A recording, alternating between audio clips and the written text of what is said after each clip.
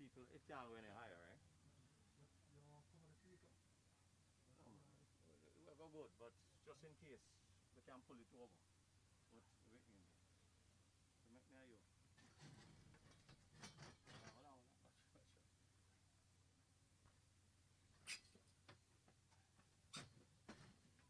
Hold on, hold on. Yes, yes, yes. Kill that shot that the camera off.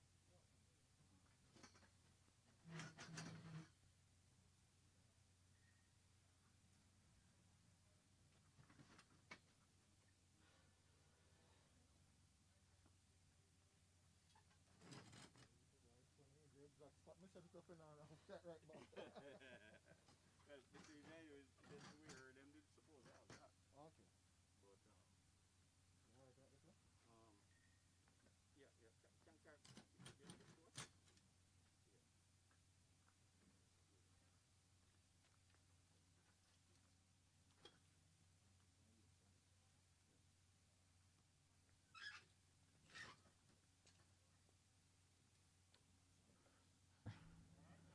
That's right, sir.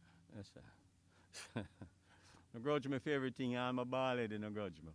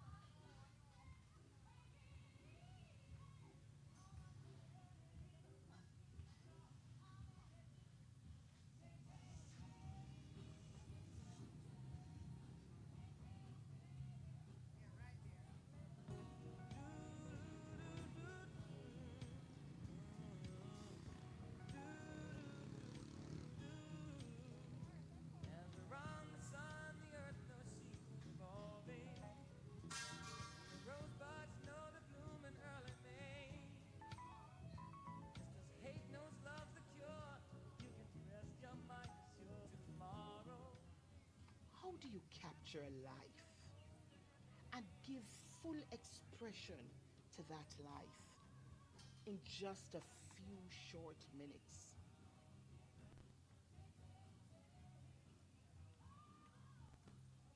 A life just exulting in the sheer joy and of life and love and living. A life full of drama, pathos, humor, fun, laughter, and good cheer. A life that is a journey of excellence all the way through. Well, you can't. Certainly not when that life is Mary Alison Anderson Mclean, 1961 to 2020.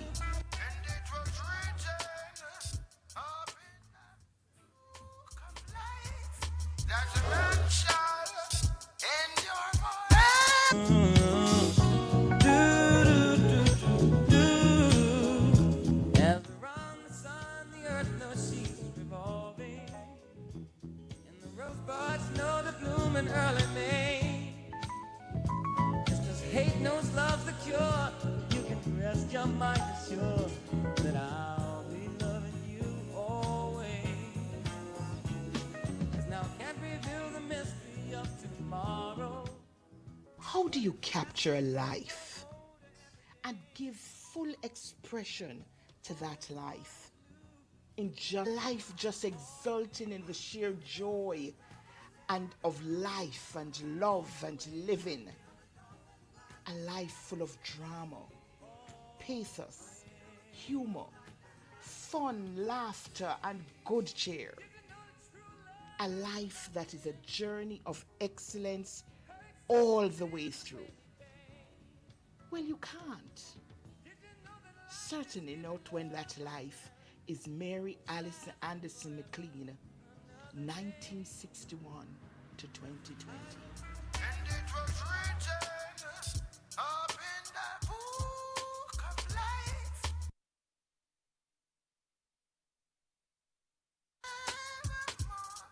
At best, we can only capture.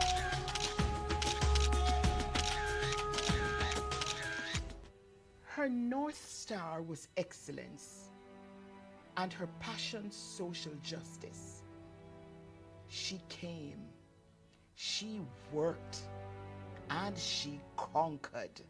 Born on the 21st day of October, 1961, Alison was the first child of Lena and Frederick Anderson. She had two brothers and two sisters, Gregory, who predeceased her, Kirk, Margot, and Patsy. She bore two boys, Jason and Solomon, and she was grandmother to Amara. It was around May 2010 when Alison, who had recently gotten married to the love of her life son, lived in Cooper City, Florida. They had easily assimilated into their new life in South Florida and had settled in quite nicely. Hugo, who deeply loved Alison, was the assistant dean of the School of Pharmaceutical Studies at Nova Southeastern University. And Alison initially was a stay-at-home mom. Both Alison and Hugo, who had many friends, loved to entertain. Their home seemed to always be filled with relatives and friends who'd stopped by for many an extended fruit and vegetables and planted some in her backyard. This included avocado or pear, as we call it in Jamaica, mango, banana, gongo peas, and June plum.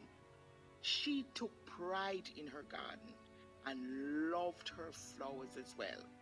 Truly, she had a green thumb, and she had the most beautiful, picturesque garden ever. Alison was also an excellent cook, always preparing a spread for her guests.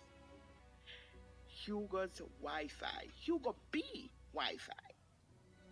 Alison enjoyed her South Florida life, pulsing with the life of Jamaica throughout it all. And after living for approximately 5 years in South Florida, the family returned to Jamaica in 2015. Now let's look at her high school family, snapshots of her high school. When she was 10 years old, was very bright, petite in stature, cherubic in face, and her signature hairstyle of two thick plaits and her high-pitched voice. Almost immediately, we were all captivated by her lively, fun-filled, energetic personality. It didn't take long for teachers and batchmates to realize her brilliance, for which she was recognized year after year. She was, however, very humble, even with all her scholastic achievements. She also found time for extracurricular activities. She was a well-rounded young lady. She was a member of Girl Guides and also managed to find time for tennis and swimming. Alison was first day. Alison's house, Cavell. They lost.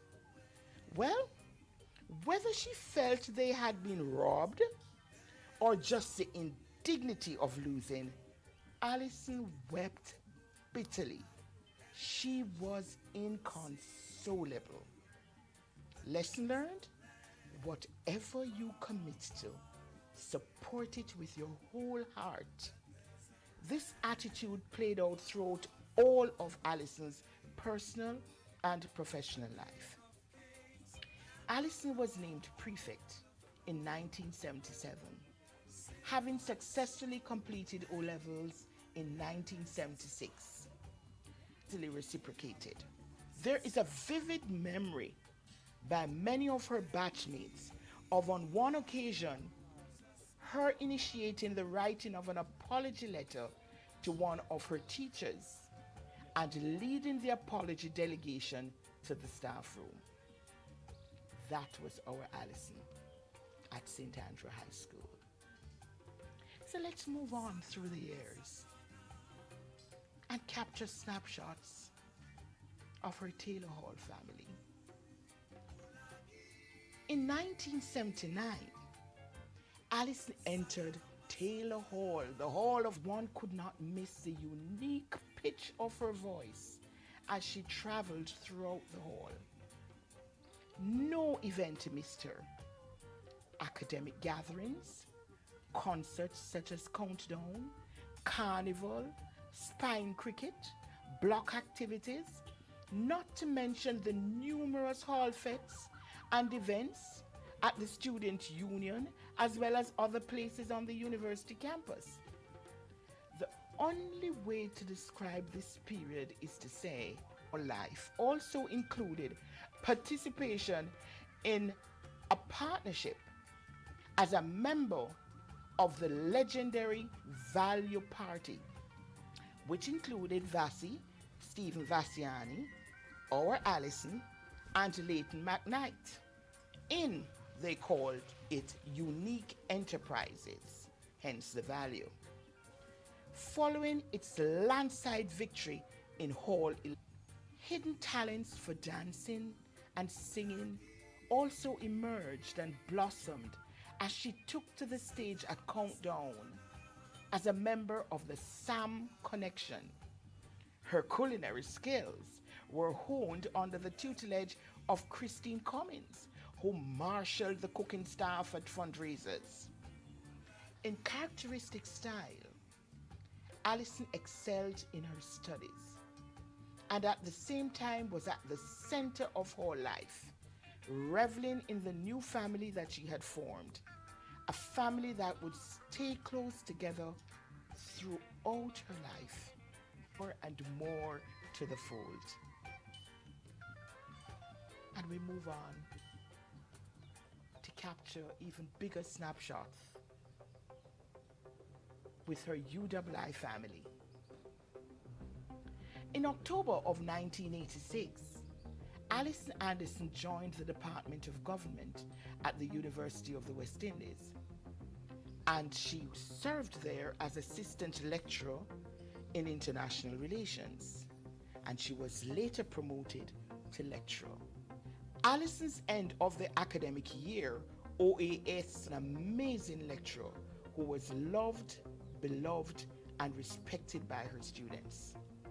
Her love for teaching, attention to detail, commitment to duty, punctuality, and integrity made her an asset to the department, faculty, and the university. She had a wonderful relationship with staff at all levels.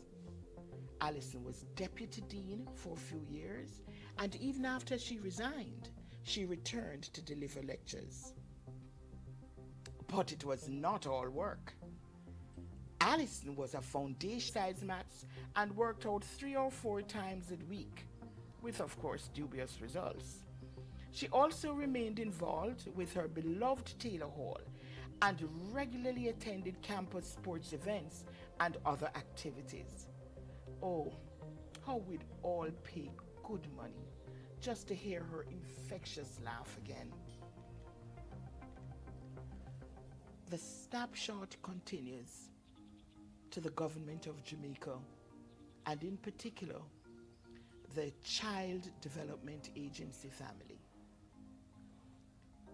Alison, you see, was also the mother charged with revamping the old children's services into the Child Development Agency, now the CPFSA. Alison, or Miss Andy, as most persons called her, injected her infectious energy and passion into everything she did, while always being sensitive to the fact that not everyone could move as fast or grasp intricate details as profoundly as she did. Her capacity for details, the little nuances, was driven by her desire to ensure that we capture everything right and correctly. Pleasure to be in.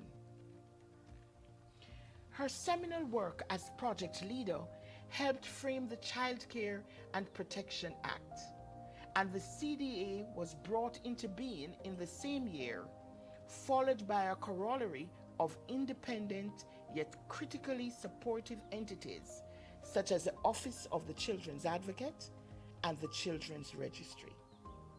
Alison leveraged her academic stature and standing to good effect in that regard.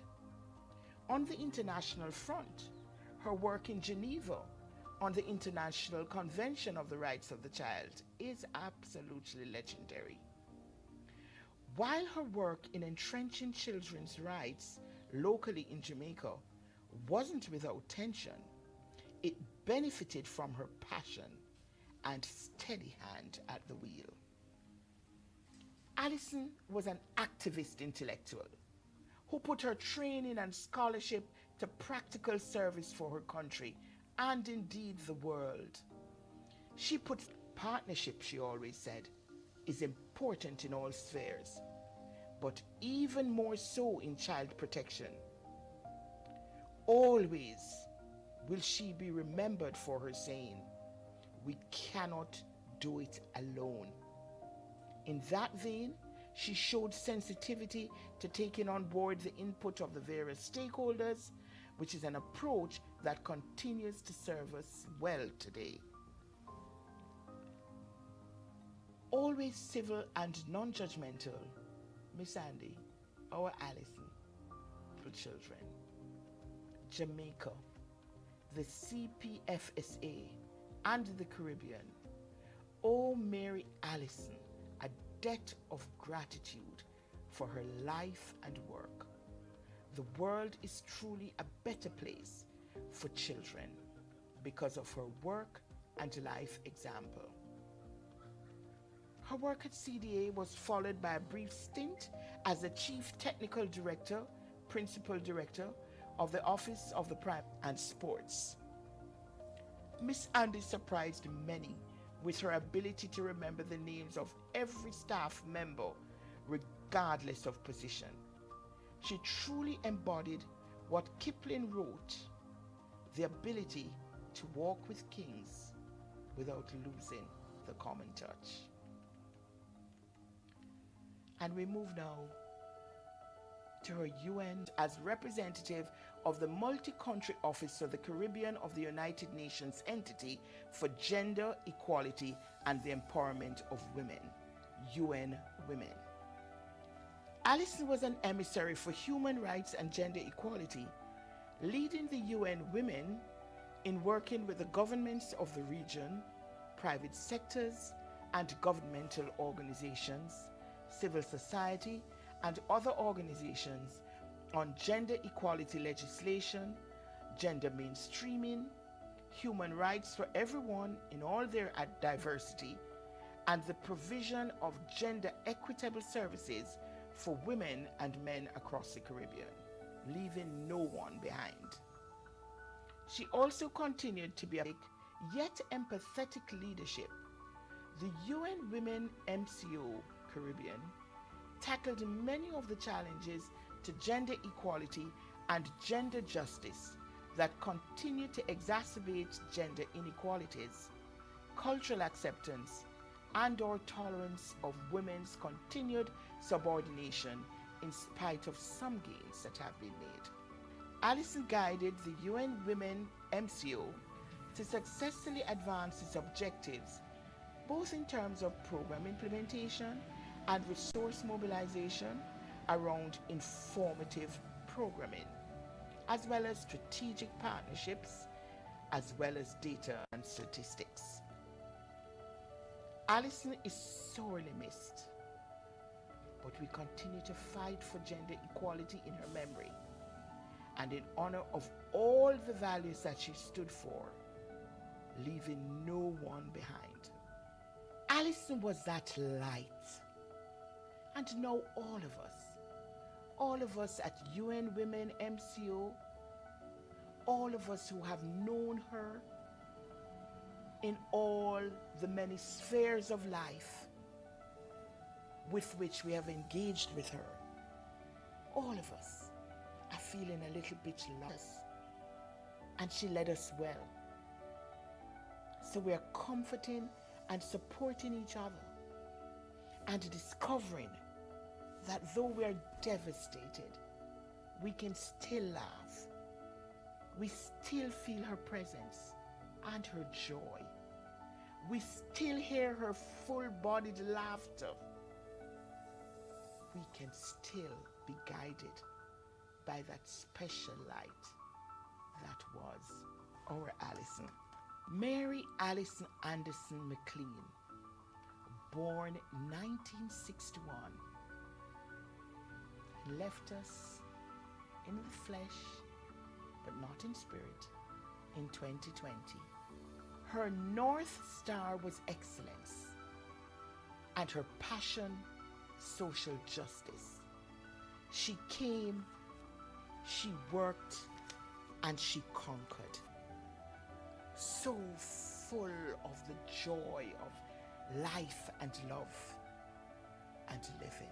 A snapshot is all that we could capture of the life of this amazing woman, our friend, our colleague, our journey woman.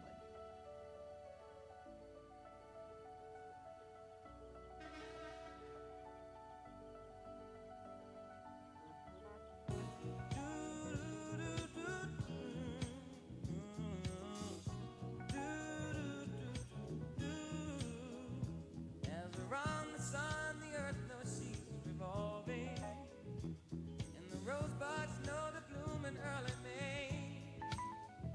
Just as hate knows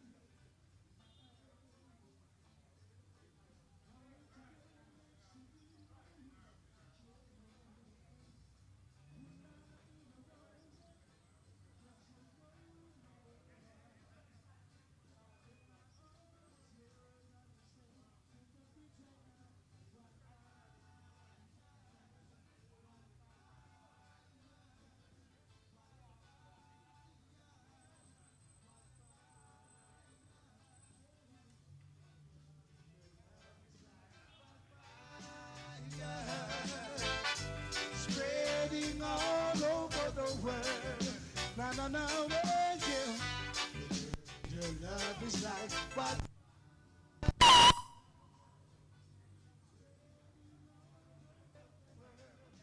No, no, no.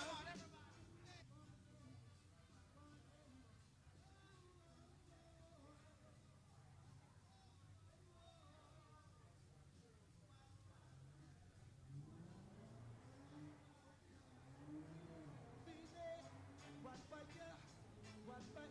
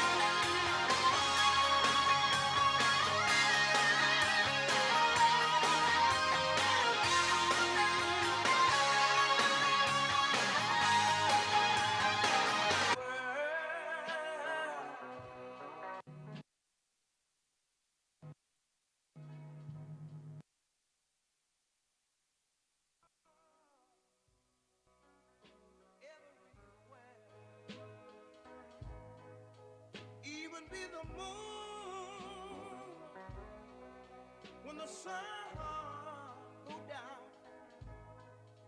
so you could see, so you can see that I'm still around. Oh, that's how strong, that's how strong my love is,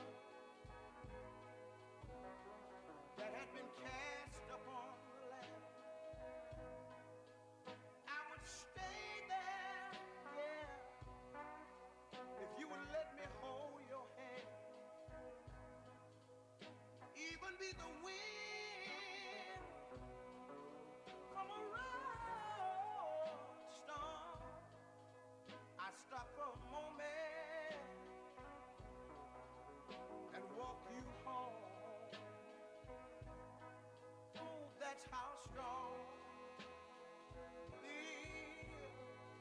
that's how strong my love is. So another thing I want to tell you, little darling, if I were a weeping willow, drowned in my own tears, you could go swimming as long as you would near. Even be the rainbow after my tears are gone. I would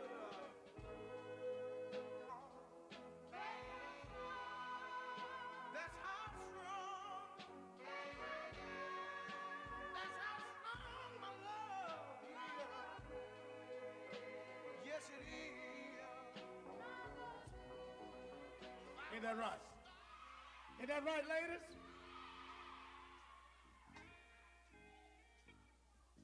And I know right now you would love to have that special someone of yours in his arms, sort of squeeze you real close.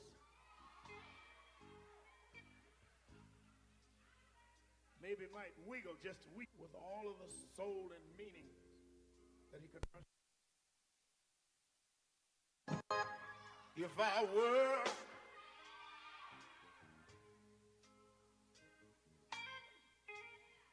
that son of man, baby, I would glow with love.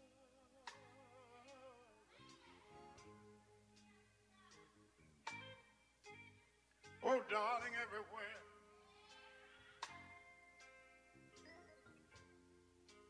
Baby, baby, baby.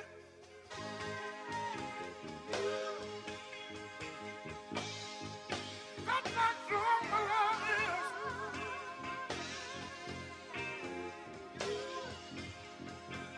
Oh,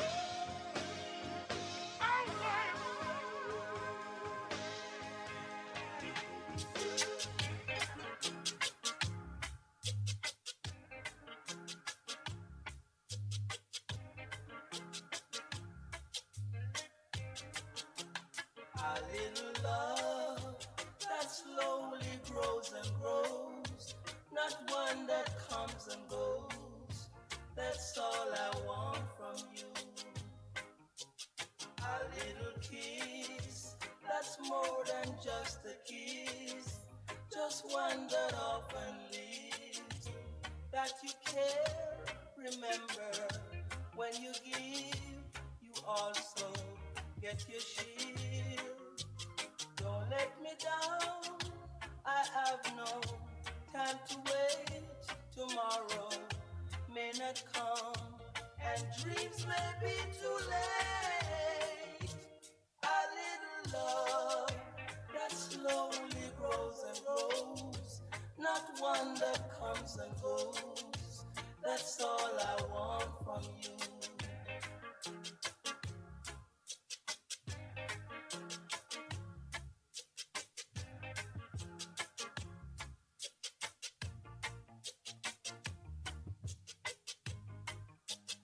Don't let me down. You told me that you care. Remember, when you give, you also get your shit may not come, and dreams may be too late. A little love that slowly grows and grows, not one that comes and goes. That's all I want from you. A little kiss, baby, and a little love. That's all I need.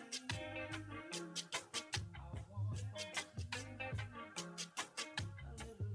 love.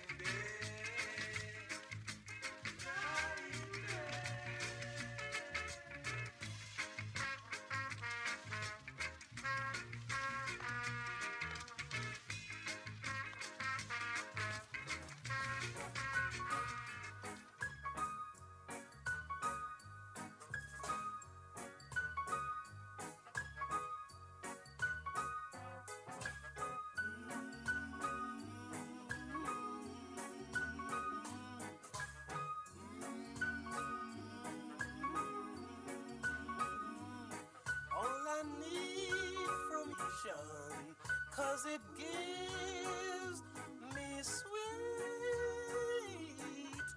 inspiration. And to tell you I never felt this way before. I know there is some way today.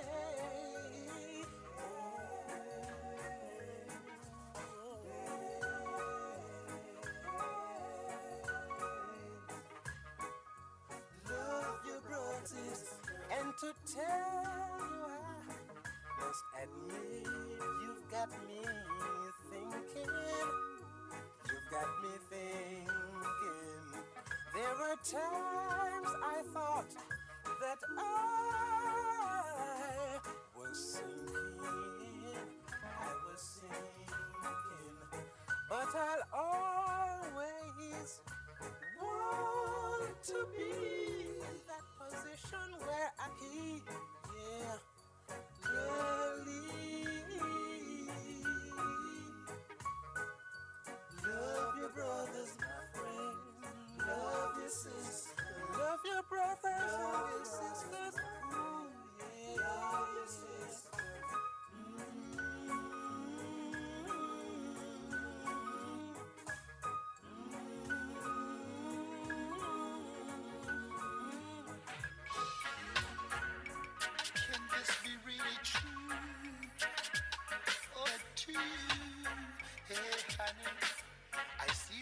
Hope what they're saying is something true. Hope they tell you you've got heaven in your eyes. Saying you're a blessing wouldn't be a lie. And if I did call you sweetness, and if they didn't call you niceness, and how about sugar dumpling? And how about sugar dumpling? Then I guess they didn't call you nothing, no. No, no, no, no. Brothers keep forgetting they leave their women at home. With lust in their hearts, they keep looking on and on and on and on. Guess you get something every woman's craving for. I myself wish I had you behind my door. I just don't wanna call you nothing, no. I just don't wanna call you sweetness. I just don't wanna call you niceness. How about sugar dumpling? Then I guess I just don't call you nothing, no. No, no. Wish I had you for myself. No, no, no, no, no. Hate to share you with even your mama and your dada. Can't help but want you. Can't help but need you. Oh, I need you for myself. Oh, no, no. Maybe it's because I'm an African. Yes, I am. Got to feast my eyes on more than the blind would look at you and see there's nothing wrong. He would have wanna call you sweetness. He would have wanna call you niceness. And how about sugar dumpling? Every man would wanna tell you something. I just don't wanna call you sweetness. I just don't wanna call you niceness. And how about sugar dumpling? Then I guess I just don't tell you nothing, no. No, no, no. Wonder what the guys have said to you. Hey, I know. Seriously hope they're saying something true now, now. Hope they tell you you've got heaven in your eyes. Sness. And how about sugar dumpling? Then I guess they didn't call you nothing, no. And if they didn't call you sweetness, and if they didn't call you niceness, and how about sugar dumpling? Then I guess they didn't call you nothing, no. And if they didn't call you sweetness, and if they didn't call you niceness, and if they didn't call you dumpling, I guess they didn't call you nothing, no. And if they didn't call you sweetness, niceness, sugar dumpling, they called you nothing at all.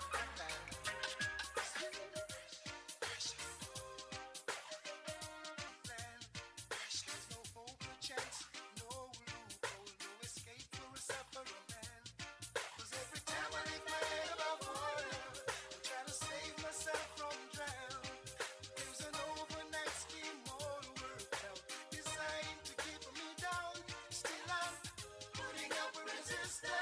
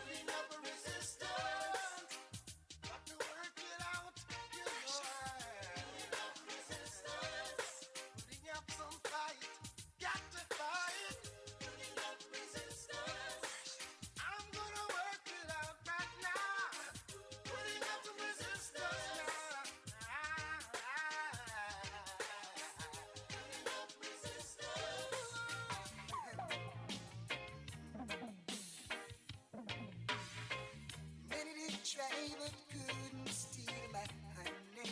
Many did try. Many did try but couldn't get her love. Some fool did try to trick her with his money. Turn around and wonder what she is made of. She just loved this groovy little thing we got going. It will last as long as her heart's so beat. It will last as long as her heart's so beating. Many did try, but she would not leave me. Many did try to tell her lies about me. Sometimes the things they say, Lord knows, would hurt me. With a smile, she just ignored their silly tries. She just loved this groovy little thing we got going. And it will groovy little thing we got going. And it will last as long as her heart's so beating.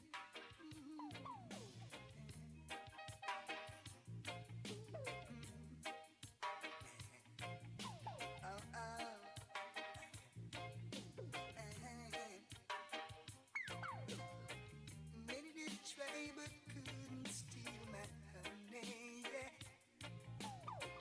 Many did try but couldn't get her love. Turn around and He's hearing it, wonder what she is. You're hearing me. made I'm of. talking about Dougie. I'm looking at his She screen. just loved this groovy little thing we got going. Dougie's on it. Dougie's on there now. Yeah, but I'm not hearing it.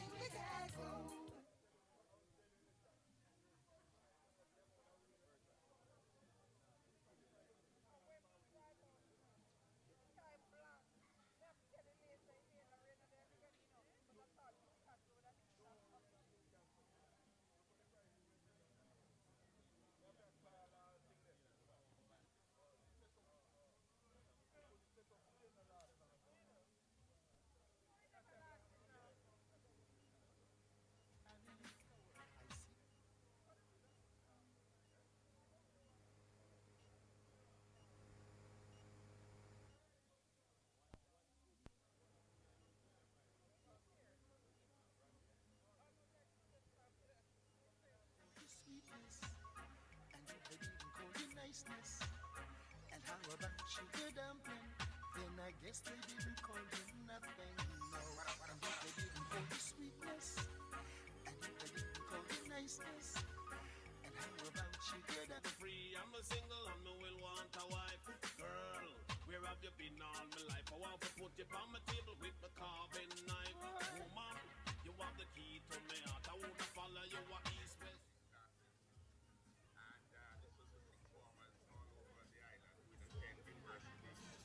Faculty of Arts on a Saturday morning, and he went to some big trouble spots because of the problems which Pouring rain, hey girl, where have you been all my life? I'm free and me single and me will want a wife. Girl, where have you been all my life? I want to put you on my table with the carving knife. Kicking on and down and down. Guess you got something every woman's craving for. I myself wish I had you behind my door. I just don't wanna call you sweetness, and I just wanna call you niceness. And how about sugar dumpling? Then I guess I didn't call you nothing, no. I just don't wanna call you sweetness. I just don't wanna call you niceness. And how about sugar dumpling? Then I guess I just don't call you nothing, no. Hear me now, girl. Every day I man get up and watch you pass by. Loving on me heart and a champagne me cry. Walking up the rope on the river run dry. When me holding on me hands and I go on the other guy. You love me free, I'm on single and me will want a wife. Girl, where have you been all my life? I want to put you on my table with my carving knife. Hey now, I wonder what the guys have said to you. Must be something good. I I seriously hope what they're saying is the truth. Now, hope they tell you you've got heaven in your eyes. Saying you're a blessing wouldn't be a lie. And if they didn't call you sweetness, and if they didn't call you niceness, and how about sugar dumpling, then I guess they didn't call you nothing, no. And if they didn't call you sweetness, Well, alright. So me say big up all the sexy woman become fit and me strong and me have ambition. Well, Precious and Pauline and Patsy and Jean, the whole of them get rid of you, no stop call your name. All them a chat, them just a chat in vain. Still I make loving in the pouring rain.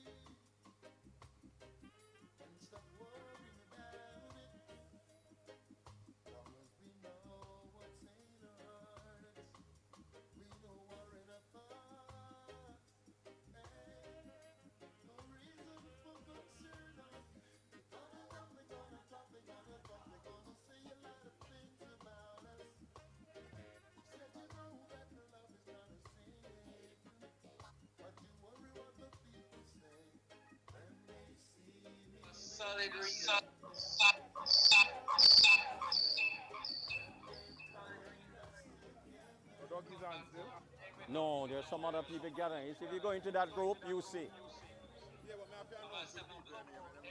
Yeah, yeah, yeah.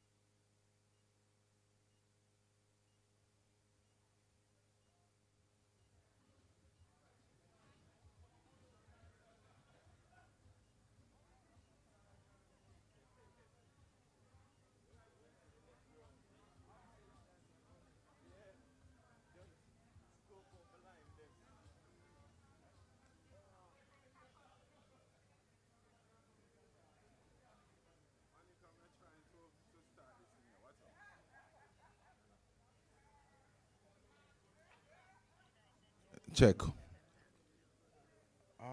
You haven't got the Zoom account? I'm going to send you something on Zoom. I'll send you another Zoom. All right, let me send you another one. Okay. Ladies and gentlemen, good evening. We have slight technical difficulties, but we just have to, like COVID, work with it.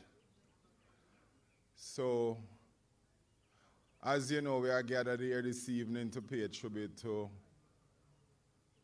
a well-loved mother, daughter, grandmother, sister, friend, colleague.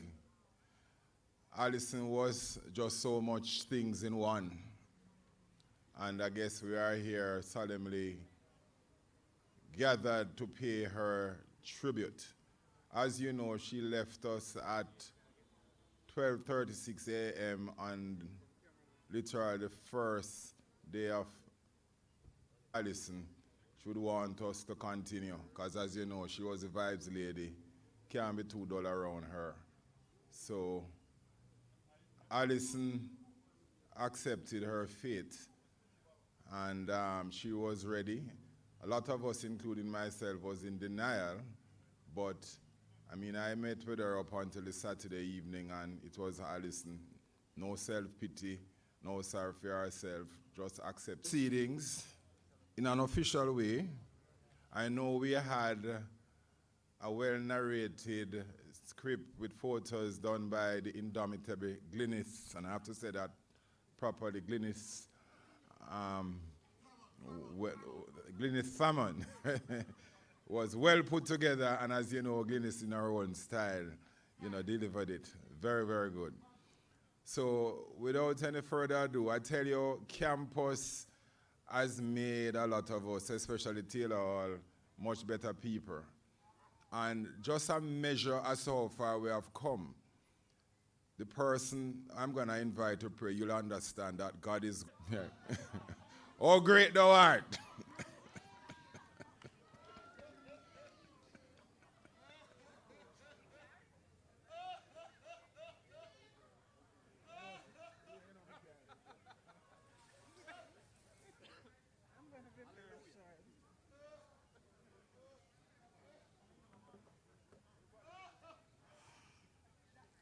Thank you, Chairman. Yes, God is good indeed. Yeah, and of course, as we gather here this evening, we want to invoke His presence. His peace, His comfort is with Him in heaven today. And for this, we give thanks. So as we celebrate her life, as she would want us to, let us just thank you, Jesus, for everything. Amen.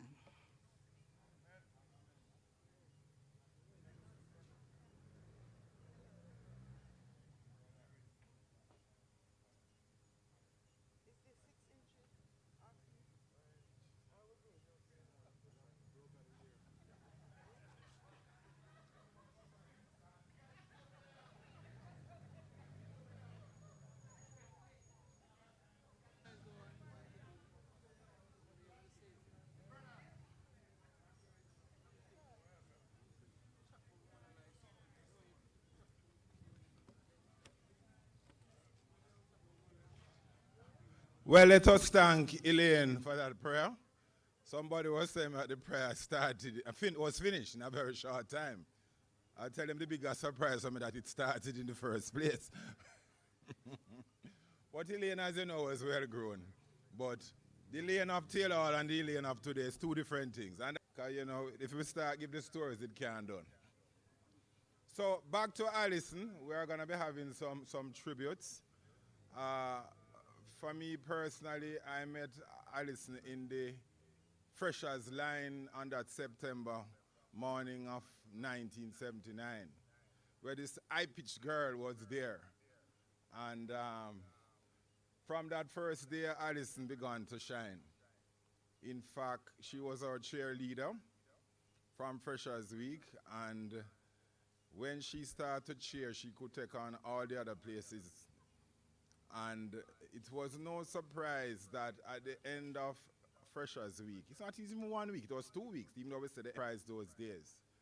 That meant you get to drink your brew out of a chimney. That was a very special honor those days. A nice plastic chimney, and you are able to drink the brew. So, yes, so Alison and Bloody Early, Brandon Alison, were the freshhead of the year and the freshman of the year. She also did very well in the debating competition. Because everybody knows Alison can chat, right? And we started off from there, and the tale of our life was never the same with Alison. In fact, it was just after a few weeks. Well, we were actually in the second term. Those days were 3 terms and DAWs. Yeah, so they were up again. So Alison and myself and Vassi formed the Value Party. She named it. Myself, Vassiani, Alison, and Stephen. So it's Vassi, Alison, and Leighton in Unique Enterprise. That was the party name. And then we have to, them days you learn, Omar learn about ballad stuff in front of them days. So we cornered the whole thing because we have New Block with Alison. I was on Block B and Steve was on Attica. So the C-men, them couldn't see it at all, right? And I remember, everybody remember, Alison, we had a big tree, this 3, support these, this 3, support these 3. Vassi, Alison, and Leighton in Unique Enterprises. Everybody said that poster knows the election done. So of course Mama Duke and Hingy they got a beating. Mama Duke he was principal of Meadowbrook up to recently. So yes, so we took over and Alison as the parrot. Well, we call her the parrot because it was really supposed to be parrot, but because of Alison you call it the parrot. Because Alison couldn't stop talk. All the Irvinites and Chancellor right back off. Because when Mearson stepped down there, man, the high-pitched voice would have killed everybody. Right? Everybody afraid of Alison. Yes. And, I recall, and I know 2 of the Sam Connections are here because she was very involved in music and they formed the Sam Connection. And, they went and bought some expensive outfit. And they won. And I remember Jawin come over to me and said, boy, fam, no wrong with them woman. And they go, well, me write my song and them come on and rush me about them buy expensive outfit. I not pay for them outfit. So until that day, there was a big money dispute. And Alison and them denying it, but I'm telling you, it's the gospel truth. Because I remember one carnival, because once carnival start and reach on the ring road, as Alison smelled the liquor, she and Paulette drunk. And start go back way. And I remember there's a certain gentleman from another place. Alison shot him a box on the ring road one day. And everybody, because he was so upset, and he was, saying, no man, you can't, she drunk, because Alison was supposed to be drunk. And we held on to the man and said, no man, you can't attack her man, he's drunk, she drunk. When we reach up and get her under control, Alison said, anyway, Lane, a long time a boy, they forget a rotted box. So we realized, say, Alison, but I never forget, she won for 3 years straight. But in the 3rd year, 2 years straight, a certain freshhead came in. She's a very popular talk show host now. Her name is Rose Bennett Cooper. And when Rose, it was Founders Day, and when Rose put on some dancing, man, Miss Alison, it's all over. In fact, as a judge, I say, some Alison, you come forth. Because Rose come 1st, 2nd, and 3rd. Because Rose put on some dance in there. No, man, no. Rain and tail, but she ran everywhere else. Anyway, there's a lot to say about Alison, and we're gonna move on. I saw you, and I want to bring you on first. Opening back from Glenmuir. I know Glenmuir good in a cricket, but at the same time,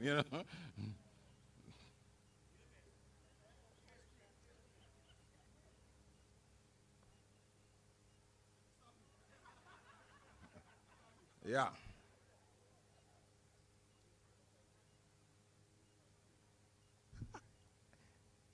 Thanks very much.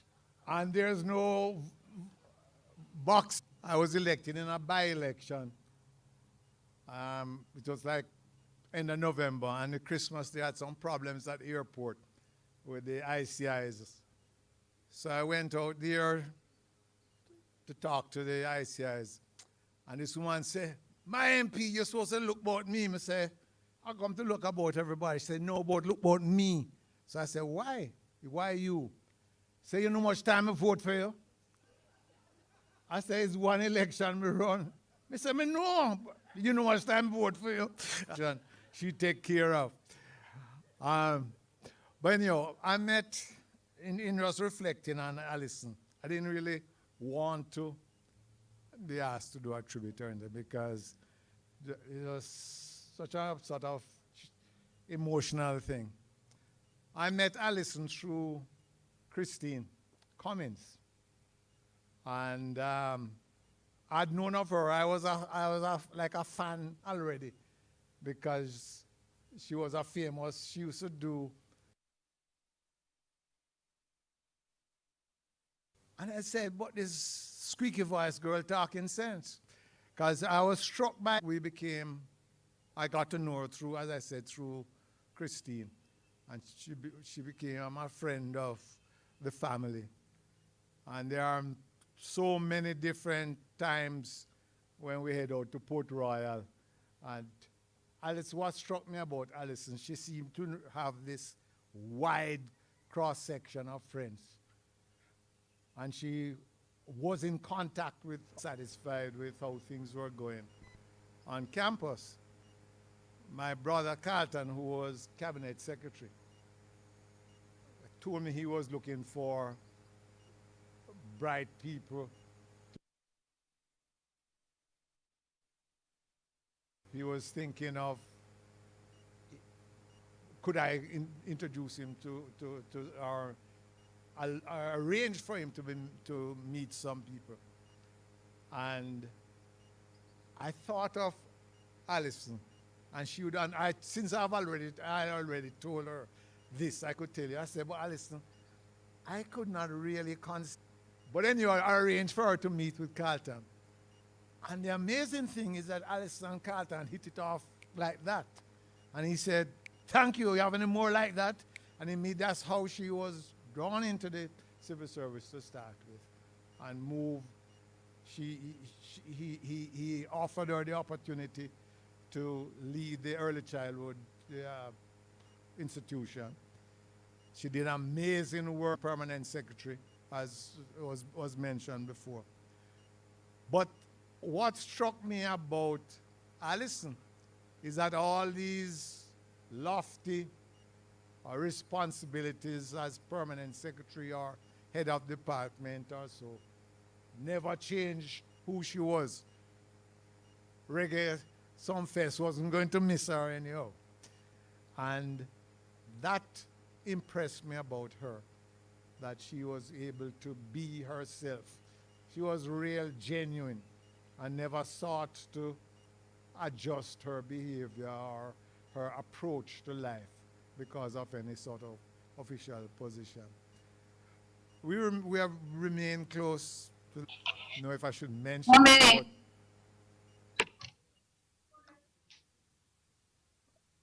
Yeah, I don't know whether I should, but she and Rose, facing similar challenges, would spend a lot of time talking to each other, encouraging each other, etc. Rose can't be here today because of, now she's okay, but given COVID and all that, we felt it's best if she stayed away. But it's a difficult loss, and I don't obviously have the period you mentioned from 79. Alison and her Taylor crew. She was an amazing person, and no one who got to know her or interact with her wouldn't have left a better person or forced to reflect on your own behavior and your own values. She was a friend to the end. And I am convinced that her impact on, not that society in a sort of general sense, but on each of us as individuals is immeasurable. Walk good, Alison. Love and respect.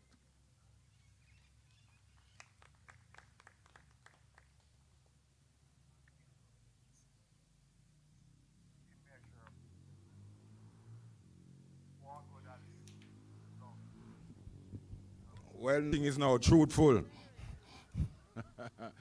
And you know, Mara noticed even though Alison voted several times, so you accepted the votes, right? All of a sudden you want to repent now. But anyway, it's all in good fun. But we all know that Alison was a supporter. If Alison in your corner, she in your corner. And that's it for life. And you know, before I wave up no man. Yes, so Jason and Saul, you know, Alison two sons. They have lost a mother who was just one of a kind, you know what I mean? Never know. So I call her Jobess because she's my Jamaican version of the biblical character Job, who has endured so much and never complained.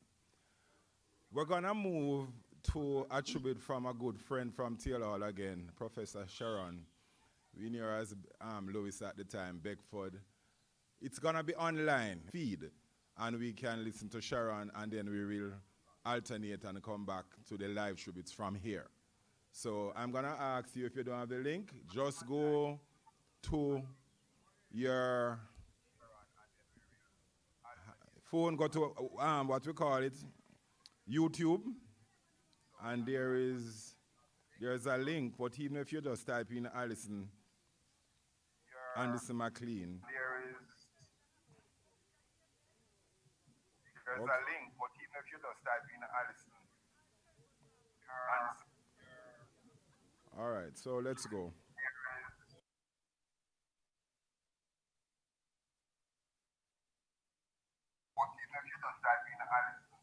Wait. All right, so hello everybody. First, I want to give my condolences to the Anderson family. Can you hear me? Hello everybody. First, I want to give my condolences to the Anderson family. Can you hear me? Hello everybody. First, I want to give my... I'm hearing an echo. Condolences to the Anderson family.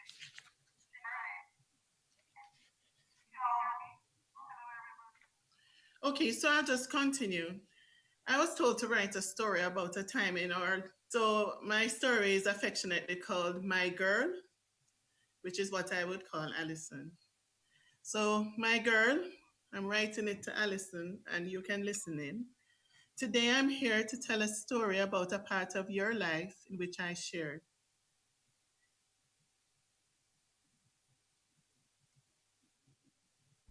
It is difficult to choose one story, and I've thought about many of them that we have. It is not the story of when we played on the UWI Mona hockey team and would try to let our coach Chaba think that we were doing the assigned number of push-ups by counting loudly in exaggerated numbers as he passed us. It is not the story about when you took me to lunch to bid me farewell when I was migrating to Canada and you had borrowed your father's car and had parked it in a nice safe spot only to return after lunch to find that it was gone, stolen. No, it is not the story about how caring you were to my mom, visiting her with Sandra of Bless. Yes, you were all witness that selfless. Here with my sister Patsy when Mama returned from the hospital before I could get there, nor the other story about how when Mama died, you gave her eulogy because we couldn't do it. And no, it is not the story about when you flew from Florida to co-MC our son Raphael's wedding with Elaine. You were that supportive, a giver. Many of us in the online group have often joked while driving your car. Have you ever thought about what it would be like for three women in a car driving after midnight, knowing they were being pursued by a car with gunmen? What do you think the women would be saying, thinking, feeling? What would be the driver of the car be thinking, feeling, or saying? And what does this scenario have to do with Alison? For those of you who already know the story, bear with me. But I want to use this story to illuminate the character of our dear sister Alison, my girl. Many of you know my girl owned a yellow bug. Helped me enjoy my stay back at the famous Three Views. The first thing my mother told me when I arrived was, "Don't go to frontline." Of course, I knew better than to ask what frontline was and decided to make her think I was listening. As soon as I got a chance, I told Alison what Mama had said and asked her what was frontline. Alison said, "I'll take you there." Because it was a given that we would go because I was told not to go. So the night before I was to return to Canada, Alison and Paulette took me to Frontline. Soldiers everywhere, but we had a ball. Even when we had to be searched by the soldiers, at the soldier, nobody trip, fall down and make your gun go off and shoot me and then say a mistake. But then, of course, we couldn't laugh.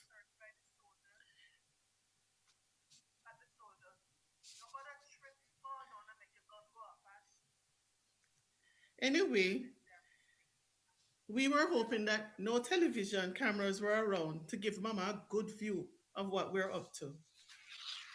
We, after we got searched, we went back and got into the yellow bug to drive what should have been the short, uneventful distance back to Three Views, where Alice 12 years old then. While driving back, Alison told me and Paulette that she had observed a white vehicle with rental license plates following her car. Back then, gunmen were known to rent vehicles to carry out their crimes. So now we were all nervous. Alison kept watching in her rearview mirror while driving. She turned right, the gunman turned right. She turned left, the gunman turned left. She turned right, and because we don't want them to know where we live, make we see if they're really following us. So instead of turning right to go home, Alison turned left, and then the gunman did otherwise. And then the circling began. Driving at normal speed around Bowerbank, past Andrew Reed's house, to Red Hills Terrace, to Three Views past my front. She did this 3 times with the gunman in tow. And while doing that, she's asking Paulette and me what she should do. And we said, "Drive faster." And she did. And so did the gunmen. And then they started flashing their headlights at us too. We were petrified. Eventually, on the third circling, Alyssa said, "I'm going to stop at your house so that them shoot and kill me right here at your mother house. At least somebody would know who we are." So she drove up onto the bank at the back gate on Bower Bank and turned off the engine. The gunmen drove up and parked behind the car and turned off their engine. And then gunman one and gunman two opened their car door and then roll out of the car and then drop on the ground. When we look and we recognize who the gunmen were, Alison got out of her car and she gave them one tracing on top of her voice. And the neighbor started turning on them lights, flashing his outside lights because of the loud noise. Alison's voice loud, high pitch. And Mama looking out the window of the room where Jason was sleeping, poor Jason, and asking, "What is happening? What is happening?" Long story short, yes, we forgave the gunman. Both of them, Andrew Reed and Ernest Small, in the emotional responses of fear, right? Or trepidation, stress, or relief that we women felt that night. Rather, to me, it is in the way Alison handled the situation when she thought our lives were in danger.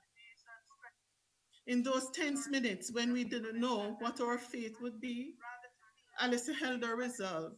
She didn't falter, she didn't cry, she didn't give in without trying to find the best solution to a perceived negative outcome. And even her decision making, she remembered to consult Paulette and me. In the end, at the side of some unknown street. And if necessary, we would get any help we needed because we were at a safe place. Alison, you were kind and loved to have fun, even if it meant we didn't listen to Mama. Alison, I want to continue having your vibrant presence in my life. Whenever I hear thunder and when I see and feel the warmth of the sunshine, I'll experience your vibrant, warm, gentle, and giving essence. I'll miss not seeing you, but you'll always be my girl. So, more time, Alison. Cecil and I, our children, Raphael and rest of the Beckford clan, and Mark Lewis, bid you traveling mercies. We love you, Alison. Goodbye.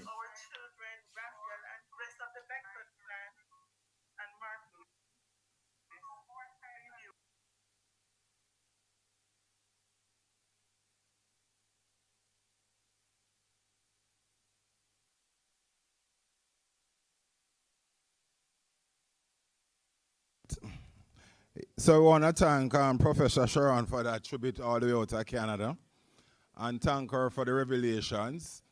It's a long time, Banjo Reed and him friend them out trail people care, and it was brought out in a certain manner this evening. I guess when you realize Alison, you have to turn back, right?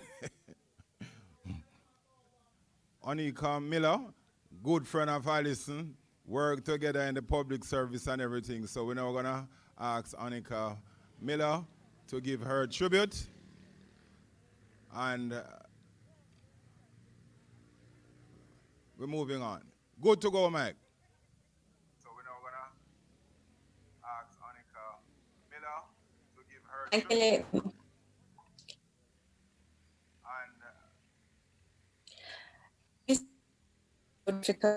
Contributions during her most recent years of government service at the Office of the Prime Minister and the Ministry of Culture, Gender, Entertainment and Sport.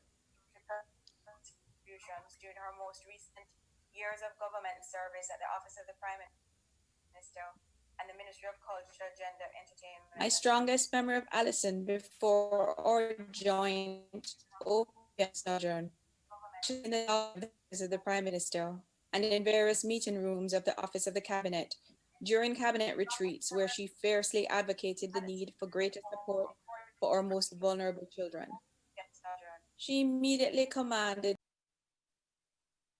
but it was Alison's boldness that would grip you, her cogent arguments, her skillful marshalling of facts, all of which she delivered passionately and with her distinctive tone that we so loved. I learned to tell when her temperature was rising as her tone became more clipped and British. She was a consummate professional and civil servant par excellence, never disrespectful, always maintained her composure, and enjoyed a good repartee using her razor-sharp wit. Never far behind would be her infectious, sometimes raucous, unbridled laugh. Oh, her laugh. So many friends and colleagues speak about her deep belly-bottom laugh. Lloyd Parks, former Chief Personnel Officer, recalls that whenever Alison did, it would seem effortless, and there was always time for a laugh, even while she was driving her team to deliver results. He admired Alison's brilliant mind. It didn't matter what portfolio Alison had, she would immerse herself in it. Lloyd was amazed at how quickly Alison would use her research and critical thinking skills to dissect a complex policy issue and craft relevant solutions. If you didn't know Alison, once you encountered her, she was someone you would want to meet. I was lucky. No, I was blessed. In 2014, while serving as permanent secretary in the Office of the Prime Minister, I was looking for a principal director. Alison and Hugo had recently returned to Jamaica, and my former boss and mentor, Dr. Carlton Davis, tipped me off that Alison was in the island. He spoke of her being articulate, concise, and precise in both speaking and writing, and to use his cricketing analogy, a safe pair of hands. I remembered her well, so I tracked her down and initiated a reintroduction. We connected immediately. I felt I'd known her all my life, and after one meaningful conversation, as they say, the rest is history. Alison started working in the OPM on the 3rd of November, 2014. I was so excited that we would be working together. And my enthusiasm was shared by Dr. Davis, Sonia Mitchell, then Principal Director at OPM, and Douglas Saunders, our Cabinet Secretary. Alison, Sonia, and I would become fast friends. She brought a wealth of knowledge to the ministry, given the breadth of her public sector management and teaching experience. Within weeks, it was abundantly clear that the government of Jamaica had regained a unique and special talent. She embraced the OPM staff, and they in turn embraced her fully. She cared deeply about us and our children. We look forward to her coming in the mornings because she was always so full of vibes and had a joke to tell or something exciting to share. Alison always found a way to say something to either lift your spirit or to make you laugh out loud. But back to the shoe thing. Everyone remembers the shoes. Alison had a set of shoes in the office for every occasion. So the pair of shoes she was wearing in the morning was not necessarily what you would see her wearing later. Not to be outdone were her hairstyles. Jean Fairclough, former Chief Technical Director in the Cabinet Office, recalls Alison's many hairstyles, which she changed almost as often as her shoes. Some were bold. She sported different colors, lengths, and textures, all suited her vibrant and strong personality. Almost as often as her shoes. Alison was appointed Chief Technical Director on the 12th of October 2015 and served in that position until Valentine's Day in 2016. It's hard for me to look back at her OPM timeline, which is just over a year, to explain how we became so close so quickly. And during a period, so much happened for both of us. On the 15th of February 2016, Alison assumed duties in the Ministry of Culture, Gender, Entertainment and Sport and was appointed Permanent Secretary. Throughout her time at OPM and the Ministry of Culture, Alison's contribution was characterized by a high degree of accuracy. She worked assiduously to meet tight deadlines. She adroitly and diplomatically managed and resolved conflicts without sidestepping critical issues and remaining calm, objective, and considerate, particularly when facing a tough environment. She always took time to clearly understand the implications of situations, carefully weigh the options, and rely on sound judgment to make informed and reasoned decisions. She was truly politically astute and exercised power with discretion. Alison was never too tired to coach and teach team members, helping them to identify their strengths and weaknesses, whilst inspiring and persuading them to improve. The recent tribute from UN Women echoes our sentiments about her professional life and confirms that in any environment and in every circumstance, Alison was unapologetically herself, only bringing her very best to the table, overflowing with compassion, and always relentlessly pursuing excellence in service to others. Maya Angelou reminds us all that it is how you make people feel that ultimately is what matters, not what you said or did. Alison made people feel that what they had to say mattered. Maya Angelou reminds us all. Annie Nivens, her executive assistant at MCGS, remembers Alison as being very down to earth. She could strike up a conversation with any and everyone. Aline Harrison from OPM admired how well Alison could articulate her views in any space and with any crowd. She could flow with anyone. He fondly recalls her starting conversations with him, saying, "Aldine, Jano Star." Alison could articulate her views in any space. Tamara Vassell and Lorraine Brown, also from the OPM team, appreciated Alison's ability to make you feel at ease, allowing you to. Alison loved her family and friends fiercely and was very loyal. She was genuine in her thoughts and love. She knew how to have a good time and enjoyed life to the fullest. Alison, you brought out the very best in us. I loved knowing you. I miss you terribly, but I know that you gloriously danced your way through heaven's gates amidst the angels to your homecoming celebration. May light perpetual shine on you, my friend. Rest in peace.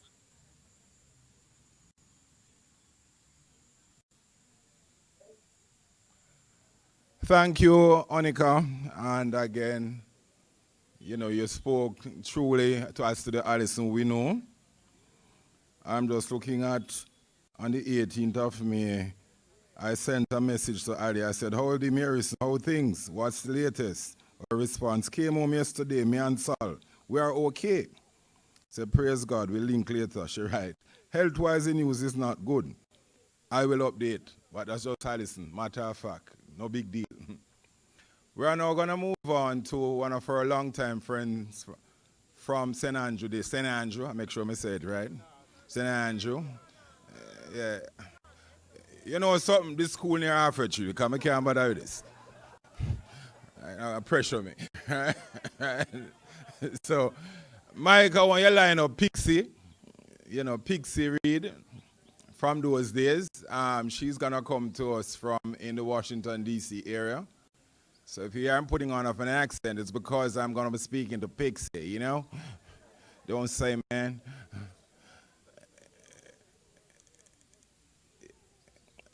You have our mic? Pixie, she's supposed to be coming on and she should be hearing me.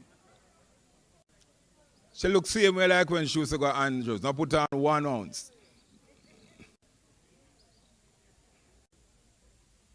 You find Arlene? Well, that may be a domestic matter. I'm not get involved in that. She must know why she don't want to turn on her camera. These days, people are getting in trouble with Zoom meeting in terms of what them have on and what them not have on. So, as long as we can hear, I'm good. Uncle, my friend.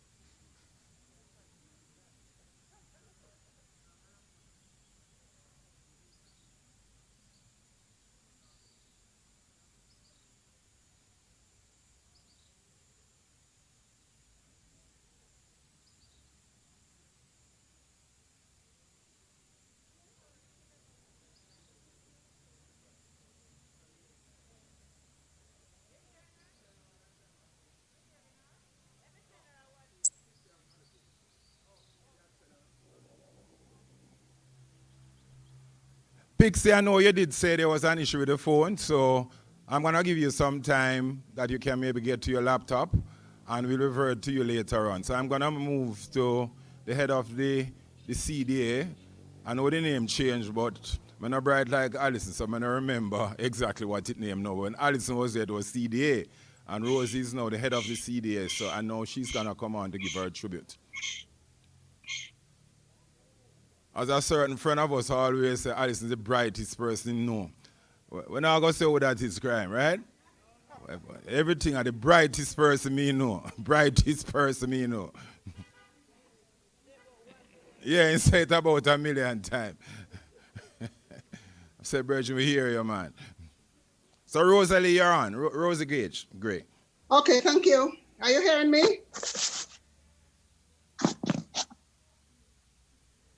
Good evening, everyone. It's my pleasure to give a tribute on behalf of the executive management team and staff of the Child Protection and Family Services Agency. I first met Alison when she came to lecture at my senior public sector management course at MIND. I was immediately struck by her intellect and the ease at which she made her delivery. But it was her Rasta dress and her shoes that had us ladies talking for days. Little did I know that 1 year later, I would be her first employee at the newly minted Child Development Agency. There began a journey of 1,000 miles, one step at a time. Although sometimes it seems we were walking backwards or blindfolded. That led Alison to say, We were the three blind mice as we tried to navigate what it meant to run a child protection agency. To say she was brilliant is an understatement. She single-handedly crafted the strategic path and would on many mornings walk into the office with pages and pages of handwritten notes of protocols and procedures for Mrs. Waller to type for every known process in the agency. Her bark was as good as her bite. As I she hear. whipped, I think I'm in now, Jess. All right. hello? Hello?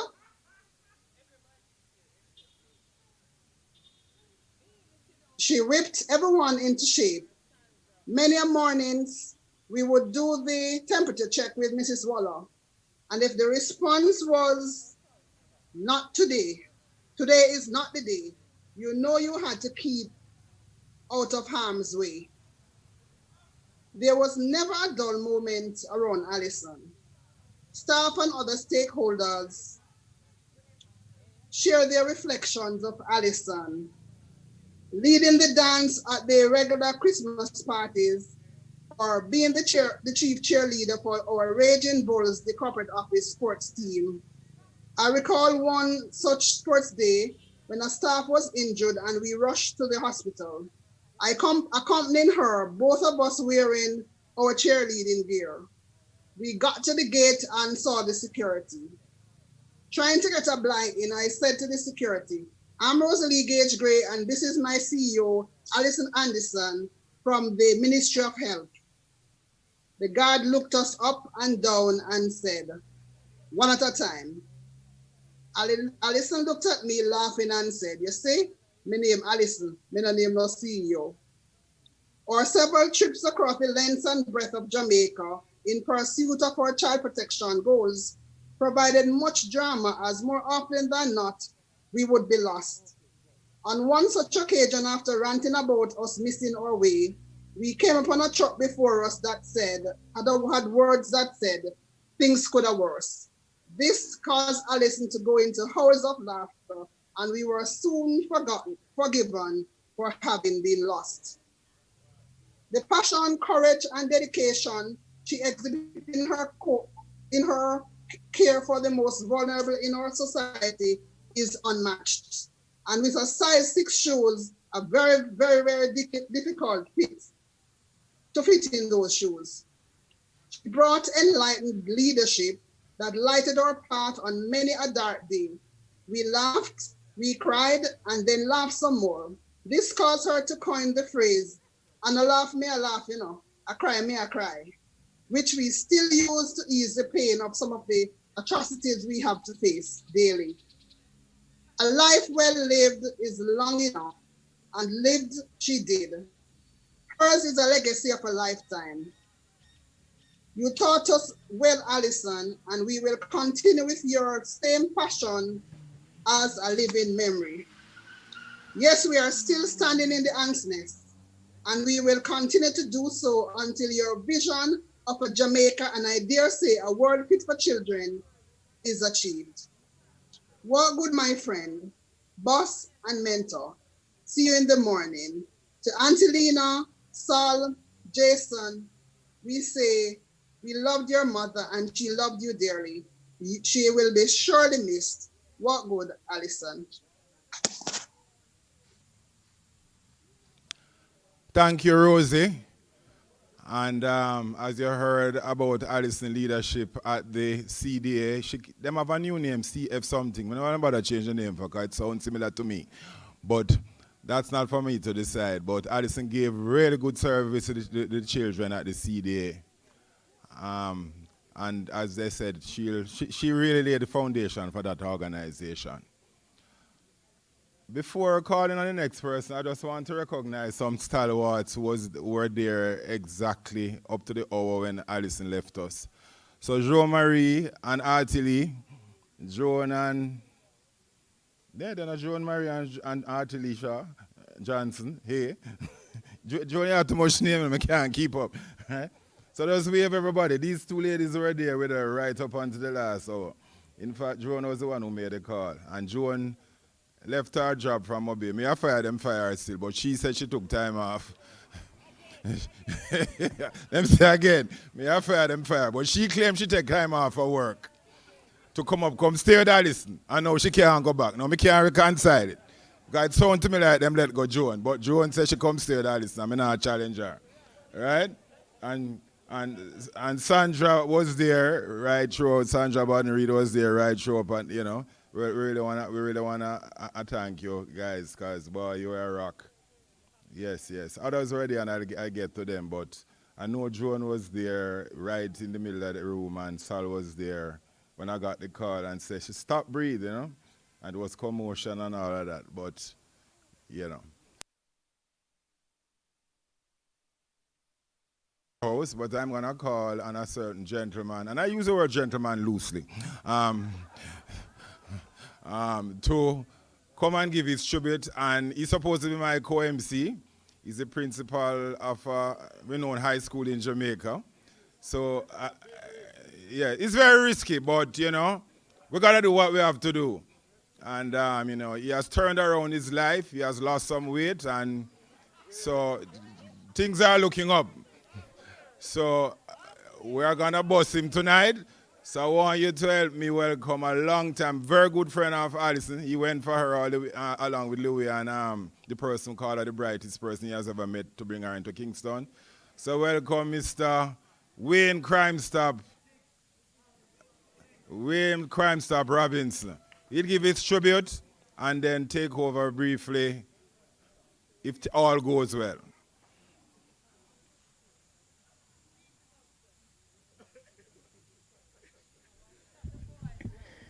Hey, Leighton, don't make me start by you know. Hey, just coming up here a while ago, I stopped to hail up Dukey Wholeness. And you know, I distinctly, I can hear Alison's voice ring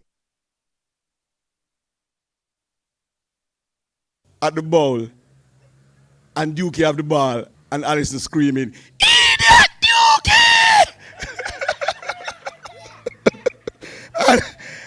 and you know,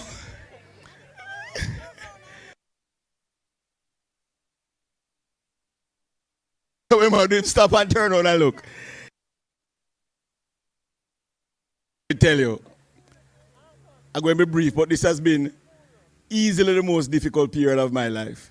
And I suspect that goes for everyone here and everybody who is listening in the diaspora and all over the world. Alison belongs to me, belongs to all of you, and belongs to the world. Alison has made all of us her personal friend and has made all of us feel like we have an individual space in our life. And that is amazing for one person to do. And so you will find this set of tributes now, and I can bet you that there are going to be tributes that are put on all over from different facets of her life to recognize the impact she has made on us all. Nita calls her the brightest person he's ever known. I can tell you that the night that Ernie and Banjo trailed her, the descriptions that she would have come out of the car and how she would have described them, the neighbors would have been calling the police. Because Alison would hold no strain at all. She would be from one end of the continuum to the other end of the continuum, and she would be comfortably there. So she could be at the United Nations speaking about gender issues, and she could be at Stone Love listening to Weepow or Jalove listening to Ilawe. And all of those, she would operate in a comfort zone like no one else. Alison would go to, and we can tell you stories of some splash before it was Sumfest, and Sumfest when it was Sumfest, and all the rebel salutes. We can tell you all of those stories. We can tell you stories of Alison seeing her students, and the student is smoking, and the student swallowed a cigarette. Or was it cigarette? the things that we can tell you about Alison, and some of them are secrets, we certainly can't share on air. She was special to all of us. And so, our life is what you see here. Our life, a big section of that life. Alison's husband, she finally found the love of her life. And he died in front of all of us at Sumfest. And then her brother died. And then she contracted this thing. And I suspect she sat with it for a while before she moved, because that's play it off like it's nothing, and she don't tell you what's really happening because she planned to deal with it. And even this arrangement now and what she's set it out. There is no more remarkable human being that certainly I've met, and that would go for a number of us. Bless up Mary. Bless up Mary. We used to play Gregory Isaacs. If you see my Mary, tell her get ready. Tell her it's Mr. Dynamite. Must I forget a check tonight? And I tell you again, music, she listen to everything. Skanking, no second, no equal. Not even Rose. The party, Mary.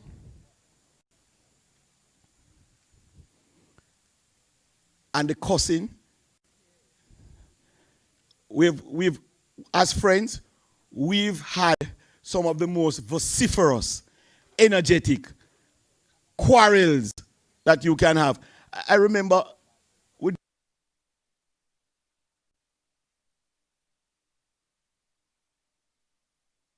I was driving, them lick the back of the car, we carry the car up at Joan Yard, and we racing John Hill from Cambridge. I know, the part of Moby I know must come off in the town and we walk, go to Sunsplash. Alison said we must stop here so we can walk through a shortcut. Now, I don't know what tell me that I must come off with these fools, you know. But I come off the bus with them because Alison lead us. We walk for about 5 miles through some KNP.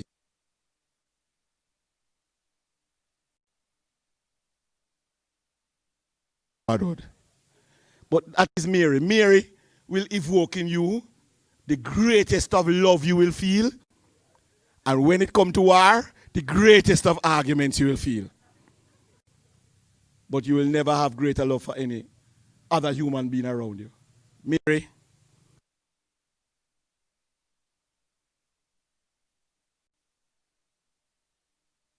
I'm going to stop. Yeah, come down. Listen.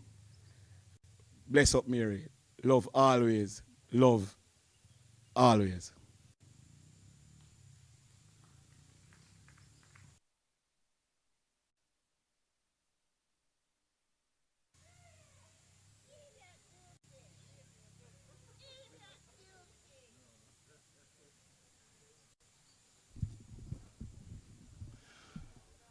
Now, ladies and gentlemen, you just heard from the principal of one of Jamaica's most prominent high schools. So you understand what state our education system is in. Because the principal said several times, I call somebody what you see, I call somebody what you see. So, you know, anyway, what happens at SCR? Yeah, crime is my virgin, we have to protect him. He's a good principal, if nothing else, right? But he is a solid principal. So thank you, crime, and I know you take this very hard. And, you know, I'm glad you were able to hold up. Alison was a phenomenal lady. I'm just looking at another one of my WhatsApp, and I said to her, everybody know I had a little tragedy dealing with. So I wrote, Marison, how things? Sent a note to you Sunday, but no response. Oh, Paul is well. She write, brother, me see you under pressure, so me fall back. That's Alison. And then she went on to tell me, came to Florida and certain things, and then what was interesting, she said, I haven't seen Nora for a week. We'll reach out to her today. So that's Alison. Despite whatever she's going through, you know, she always looking out for others. Oh, crime, forget something. Hey, you know what I didn't say? I didn't say respect to Alison's father, Fred Anderson, and Alison's mother, Miss Lena. Miss Lena is the most special human being. I met her father once or twice, and him look at me, of course, with apprehensive eyes. But her mother, up to recently when I went to the house, I said to her, "It's Crime Stop, Miss Lena." She said, "Who?" I said, "Crime Stop, Miss Lena." She said, "Who?" I said, "Crime Stop." She said, "Clive." She said, "Crime Stop." She said, "Oh, Crime Stop. How they make you a principal?" That sound like Miss Lena for true. That definitely. But, Crime stopped, he's not a different man, but he owes a lot to Alison and her family. You hear him talk about the ackee and saltfish. For years, at 2 places crime eat. Alison Yard and Kentucky Fried Chicken. 2 places. For several years. So you must understand what the loss of Alison means to him. Right? I know Kentucky are cutting back, so I don't know. But anyway, recently in December, he made things a little better. So we are now going to move to a video that we showed earlier, but most of you weren't here on Alison. So, Mike, I'm going to ask you to just run the video that we all can hear it.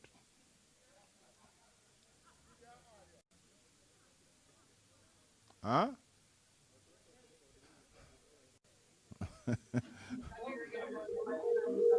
Some people.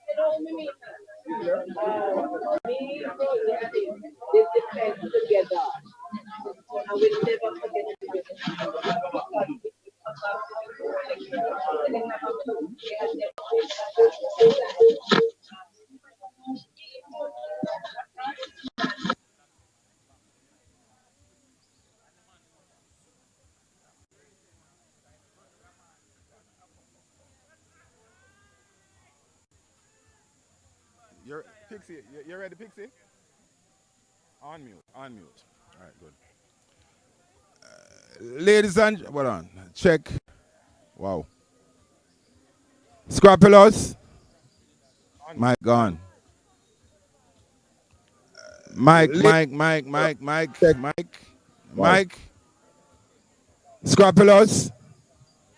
Mike gone.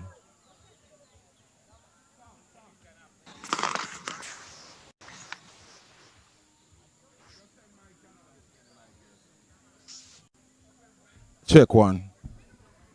Mike. Check. Ladies and gentlemen, we have a slight technical difficulty with our video, which we'll show a little after. So we're going to move to Pixie, that's Maxine Reed, who we had. Maxine Reed Budai, who we had earlier, who had some connection problems. We're going to go over back to the US to hear from her St. Andrew High School friend, Maxine. Pixie. Yes. Hello, everyone. I am Pixie Reed Budai, and one of the many close friends of Mary Alison, Mclean, me Anderson. I met Alison in 1974 when I arrived at St. Andrew High School and was assigned to her home room form 4T. She was one of the sweetest, nicest, smartest persons I've ever known. Alison had this special gift of being able to connect with others whom she met, and I was immediately drawn to her upon meeting her. She was very genuine and down to earth and somewhat of a rebel, and I love that about her. She had a characteristic high-pitched voice, and if you did not see her when she was talking, you would think it was a child that was speaking. She had that infectious laugh where she would throw her head back and laugh at the top of her lungs when she got a good joke. At high school, she was a brilliant student. She was a member of our school's challenge team in sixth form, and she was a prefect. Alison was an accomplished, tenacious, ambitious, motivated individual who was an Andrews girl to the bone and the epitome of our school motto, life more abundant. I recall she would ace all her exams while claiming, "Me never study." We had some good times in school. When we became sixth formers, she, like the rest of us, used to be avid members of Idler's Rest. Idler's Rest was a room that was provided for the sixth formers on the school campus where we could stay and do some quiet reading in between classes. Well, for our sixth form, Idler's Rest was a gaming room, a rec room, a liming room, and a place where the girls just took a mini vacation on a daily basis. We basically wasted time in idler's rest.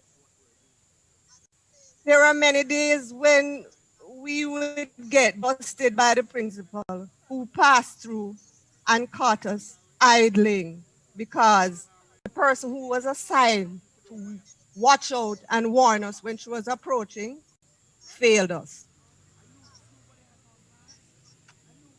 After completing our high school education, our paths crossed once again. Independent of each other, we chose to pursue higher education at UWI Mona campus. Taylor Hall was the hall of choice for St. Andrew High School girls, and that was our choice. Alison lived on campus, and I was a day student. She chose to study international relations at UWI, which provided a solid foundation for future endeavors. Alison came to full bloom on campus. She was extremely popular and made a lot of friends.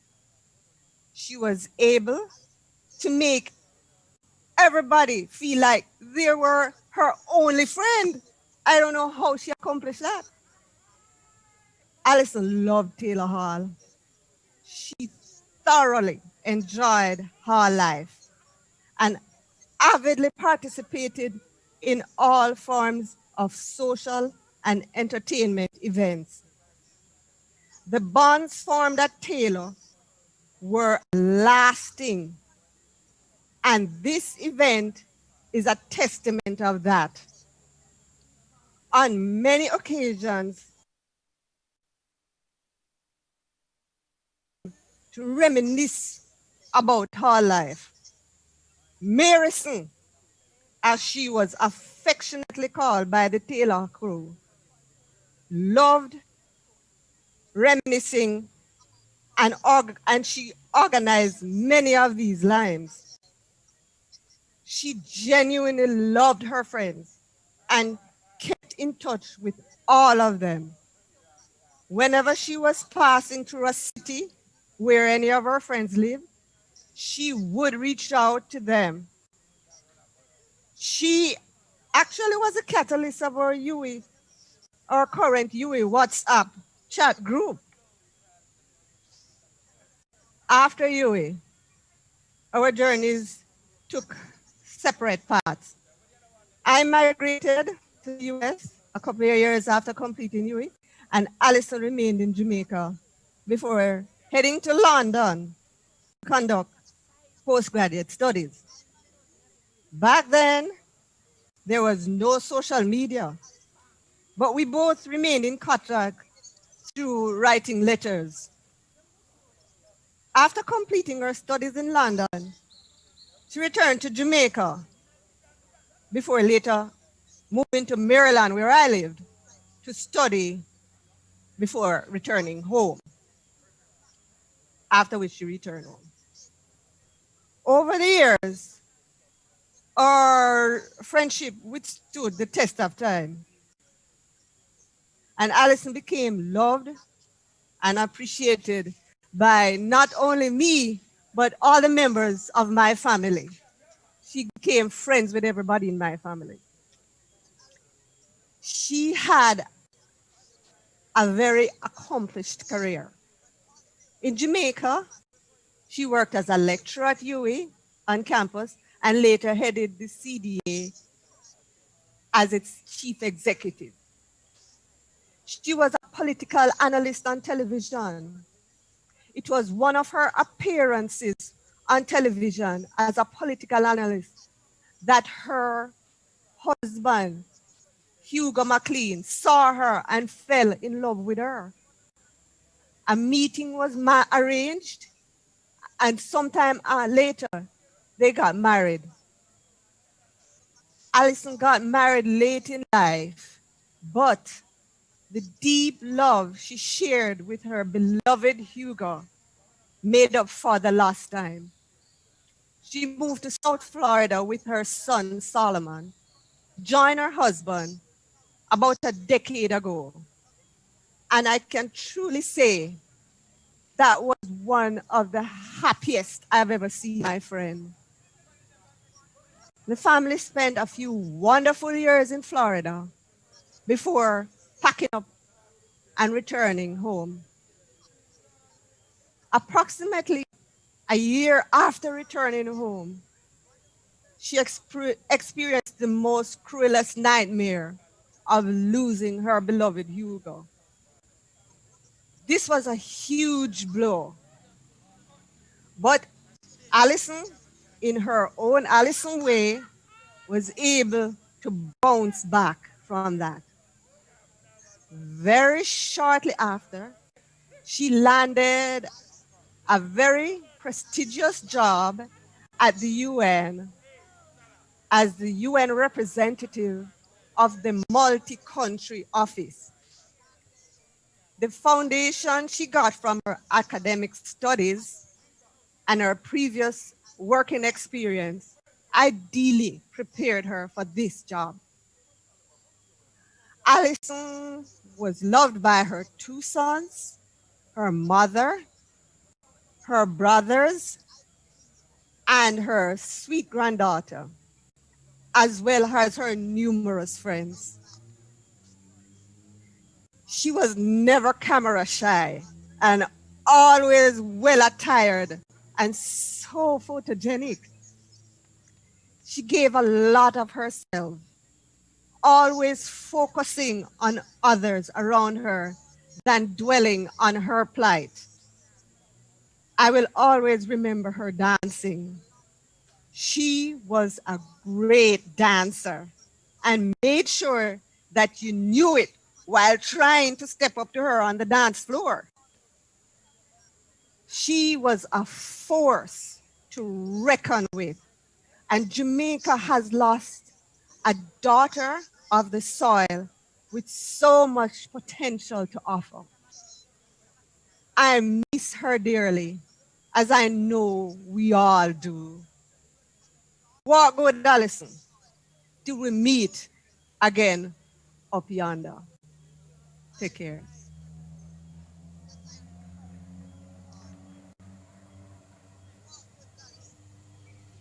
Thank you very much, Pixie. And ladies and gentlemen, I just want you to understand that Alison friendships knows no international boundary. And a number of our friends, because of the COVID, would definitely be coming to our Thanksgiving, can't come because of the travel restrictions. So we have to give them a chance to say their piece because they were close. Wherever you are, if it's your, I remember when I had my 50th birthday, Alison was overseas working and I begged her that she didn't have to come. She fly down for the party. Pixie getting married overseas, she's there. Anybody, so that's Alison. So our overseas friends, I've just about 3 more of them to say their quick tributes to her. So we're gonna move to Mikey Laidlaw out of New York. Mikey is a long-time Taylorite friend of hers. He's a KC boy, former all chairman. So over to you, Mikey Laidlaw.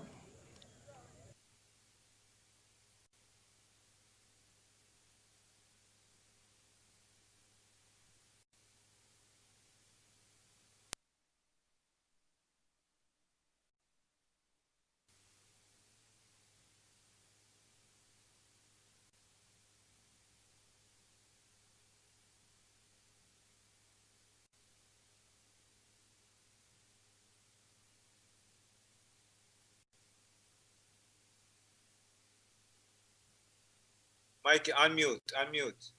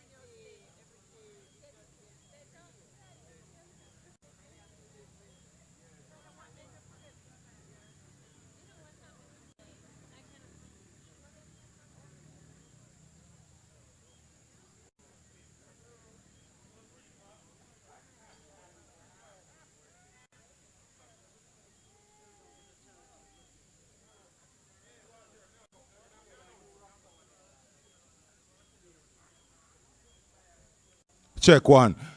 We're having a little challenge with Mikey Laidlaw, so we're going to move to Ernie Last Small from all the way in Hotlanta.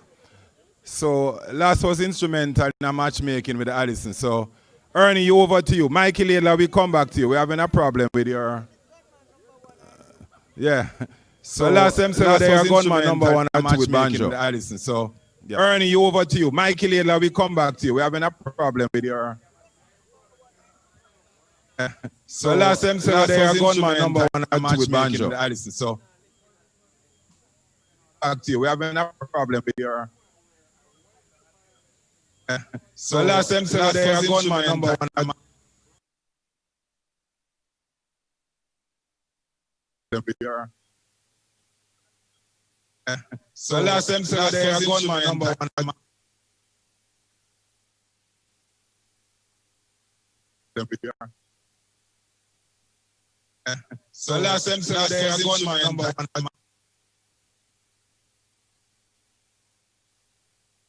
with your... so last time said they are gunman number one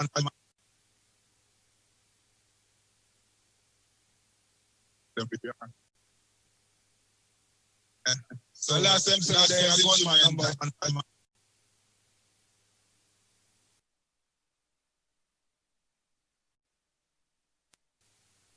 so last time said they are gunman number one and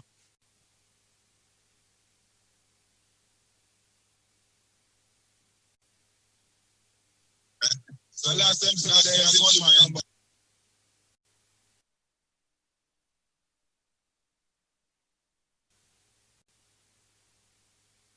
so last time said they are gunman number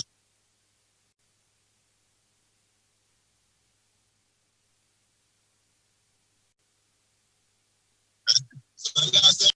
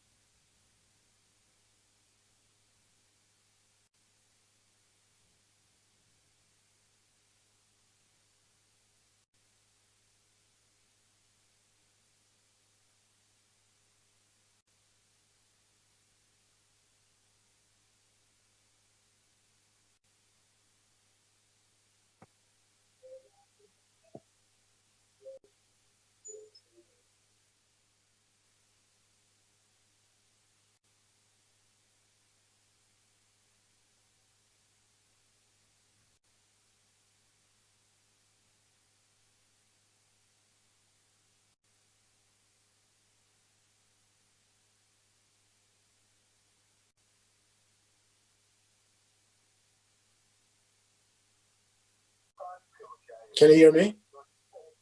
Can you hear me? Okay, good. Hi, everyone.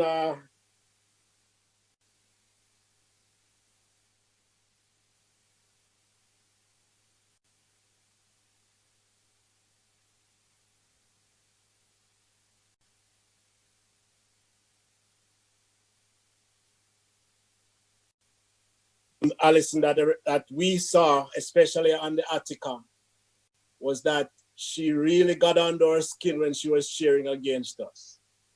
So much so that, you know. Tino. So we are now going to Tino from Attica because we're still having a little challenge with Nestor and Laidlaw. So this is Tino. So anybody thinks that it's such Laidlaw change, it's really Tino. Can you hear me? Leighton, can you hear me?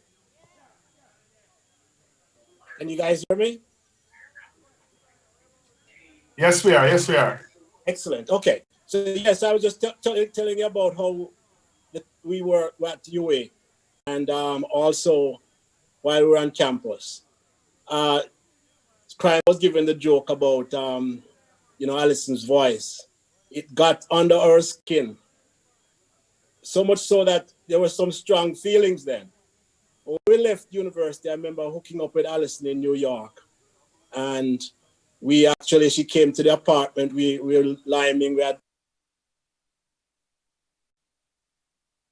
We were saying to ourselves, man, how did we, had such a rough time while we were on campus? I remember even pinging her on the 22nd to say, hey, I really wish that you recover. Had such a rough time while we were on campus.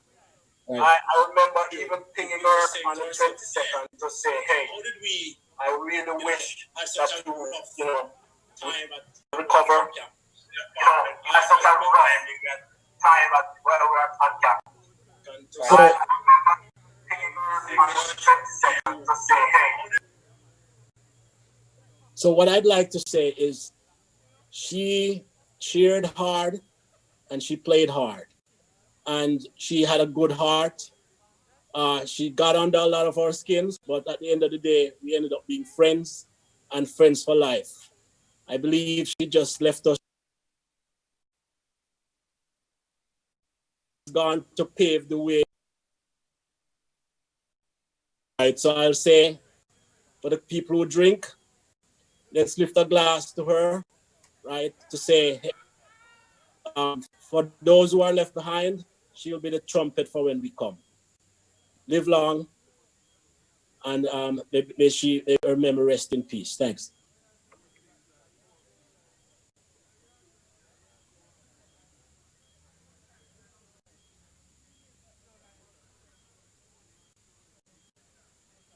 So that was Tino, and as he kept mentioning, Alison got under his skin, and people like Dukey's skin and all of that. But Alison was such a terror to Irving and Chancellor, and I see so many Chancellorites and Irvingites here, so I just tell you who Alison was. We're going to try and go back to an Irvingite that's last. Nessa, I hope we can hear this time.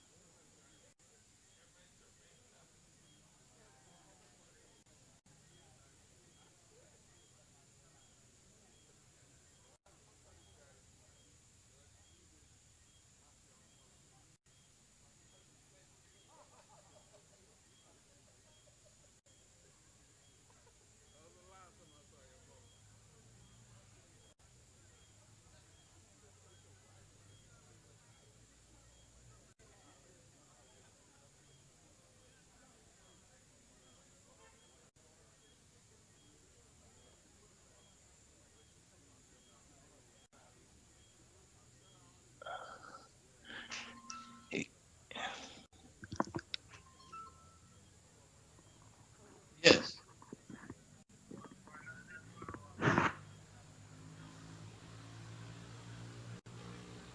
If me just put on a headphone, a headset.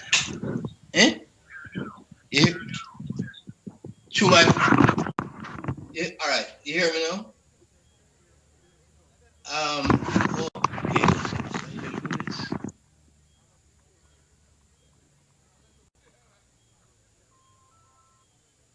Yes. You hear me now? Okay. Well, let me just use this then. Now. Yes. Good evening. Fire. You're saying something? Yes. All right. I was saying that yes. I had the pleasure of meeting Alison one evening. I think we had just finished playing a game at Michael, and we had won, and we came up to the I think it was a volleyball court here by Chancellor Hall, and there were a group of persons, because I think the netballers had just won their games as well. And I mean, there were some people who, I mean, I really didn't know many of them, some of these ladies, but one really stood out, and that was someone who turned out to be Alison with the high-pitched voice, and she was just a friend to everyone. And as much as we were knowing her for the first time, and she really left an indelible impression upon us all there and then.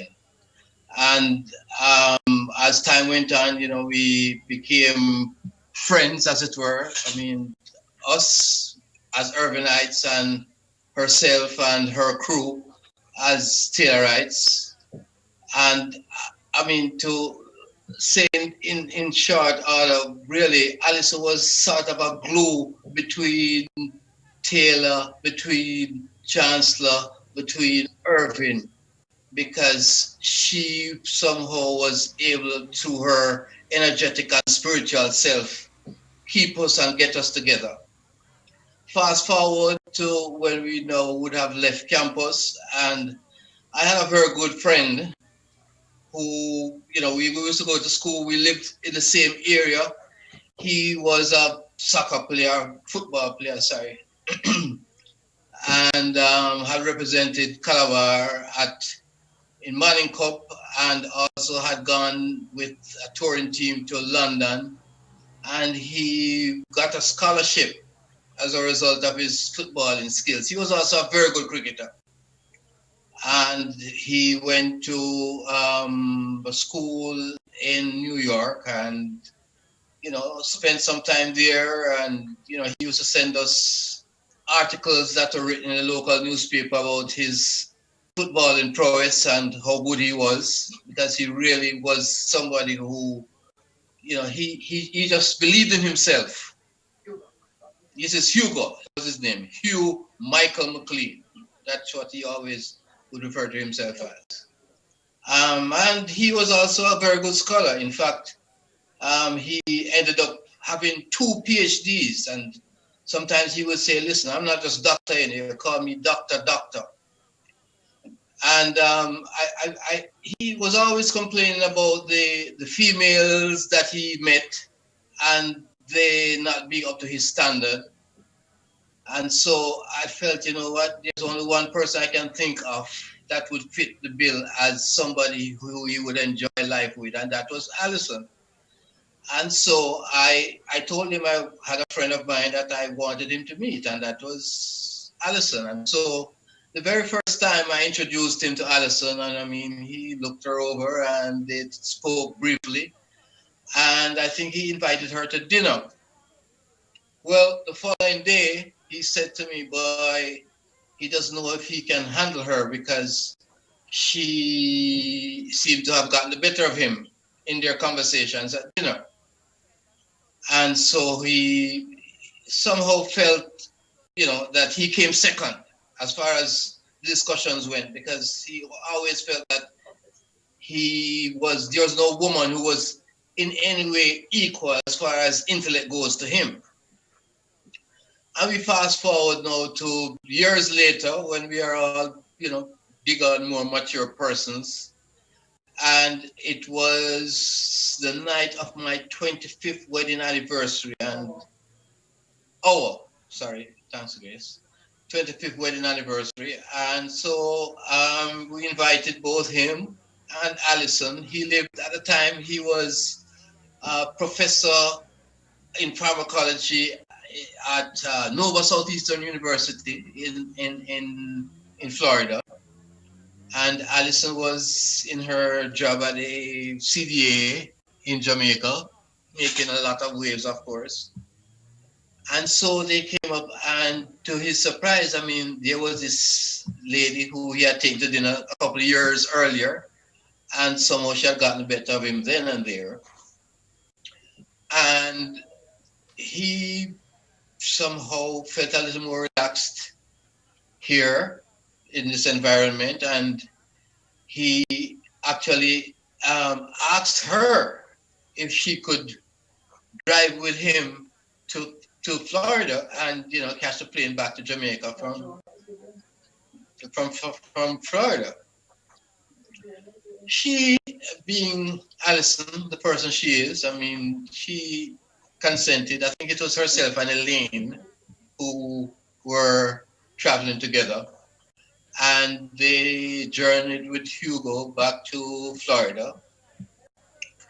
And, he called me and he was impressed. I said, what's the difference this time? And he said, boy, I don't know, but boy, I don't find a woman who come anywhere near to her as far as her intellect goes, because he was very big on this intellect thing, and in fact, he had come to Atlanta here once with some lady, and as soon as he left, he said, boy, he had to dismiss her because she just wasn't up to his standard as far as woman he was looking for. Long and short of it was that he was very, very impressed by Alison, and that was in September. And by December, he called to say, hey, you know what? He's gonna get married to Alison. And before the year was out, they were Mr. and Mrs. Mclean.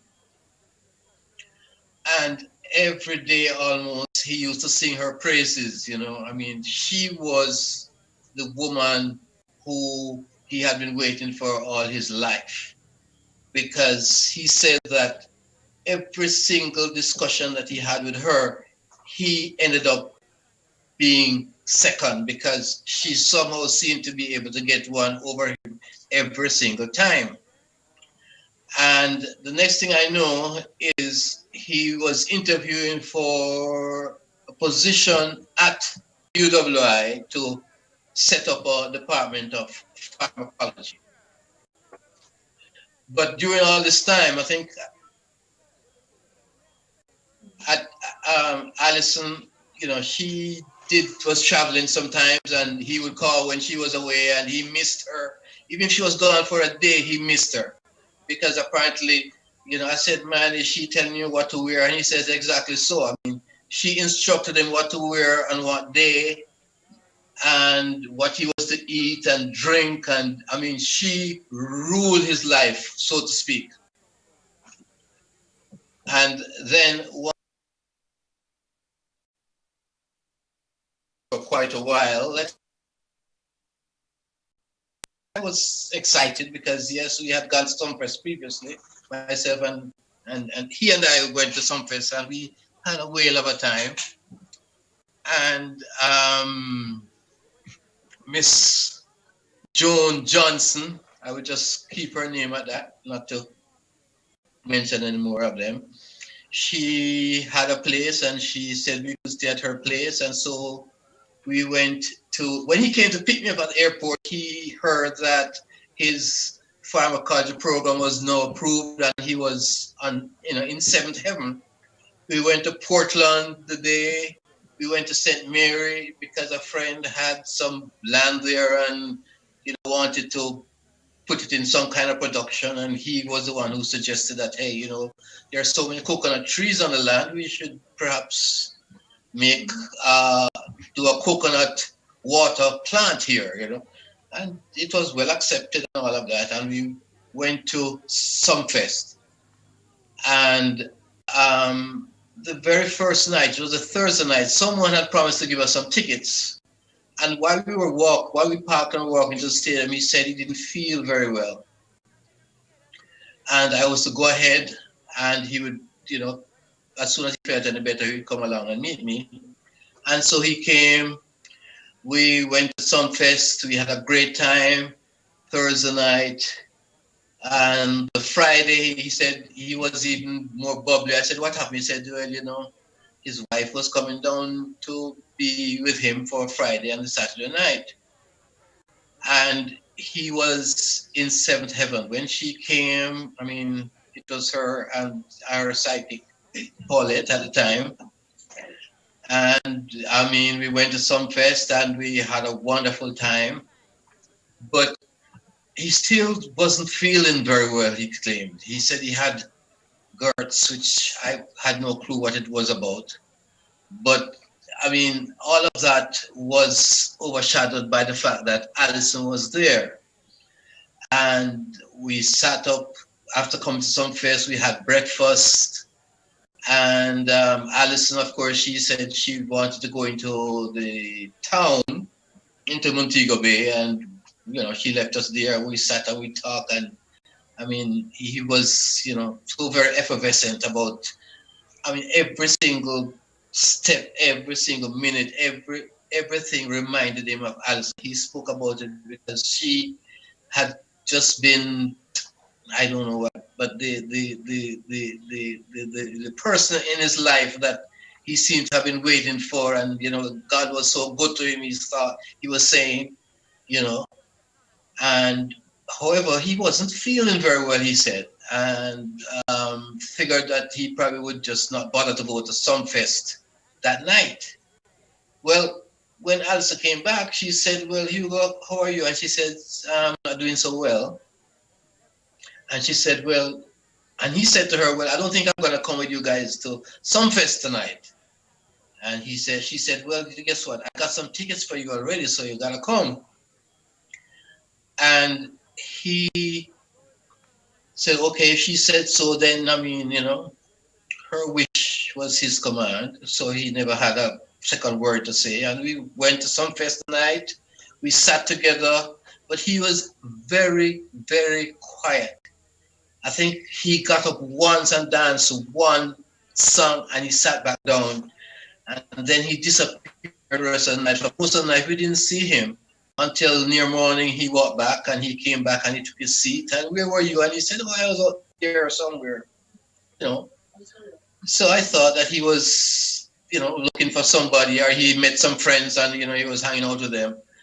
And when we left, we were on our way out of Sumfest the Sunday morning. He said, look, you guys go get the car. I will be waiting for you by the gate.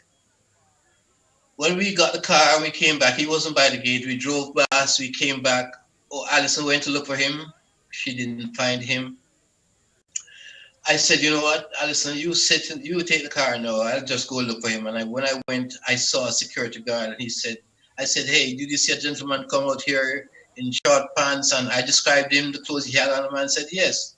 I said, yes. And I said, what happened? He said, well, he dropped down. This is what the security guard said. He dropped down right here, and they took him to Cornwall Regional Hospital. And we drove like crazy to Cornwall Regional Hospital, went to the emergency room. There was an Indian doctor, I never forgot, and Alison went to him and said, sir, I'm looking for my husband. And, she said, the gentleman said, what does your husband look like? And she said, he had on short pants and sandals and whatnot. And he said, come this way, ma'am.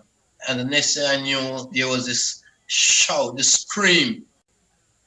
And lying on a gurney on the ground was the body of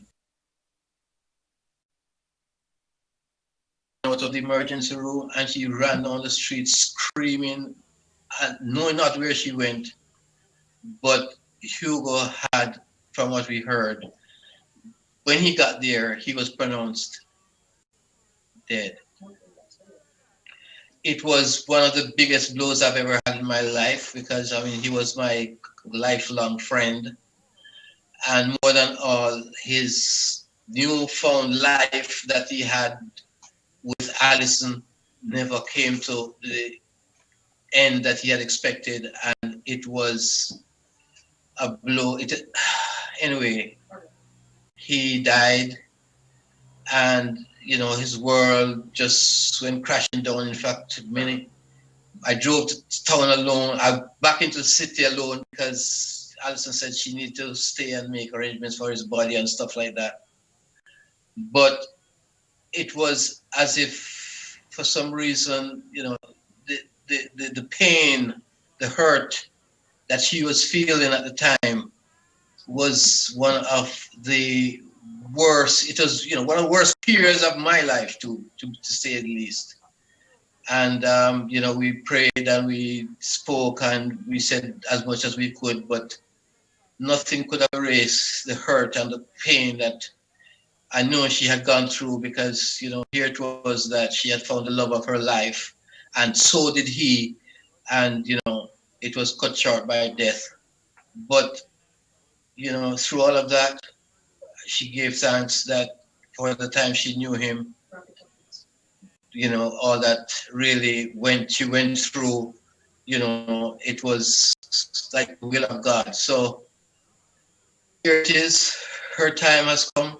I remember speaking to her I don't remember, it was perhaps one Monday, and she said, Ernie, I am really, really, it's really, really bad. And she said, I think this is it, Ernie. And I could not even begin to imagine what she meant until I got the news that, she had passed. And I just want to say, God go with her, and all the best to her sons and her granddaughter and her mom and her dad. And from us, that is Grace and myself, we want to say God bless. Thank you all.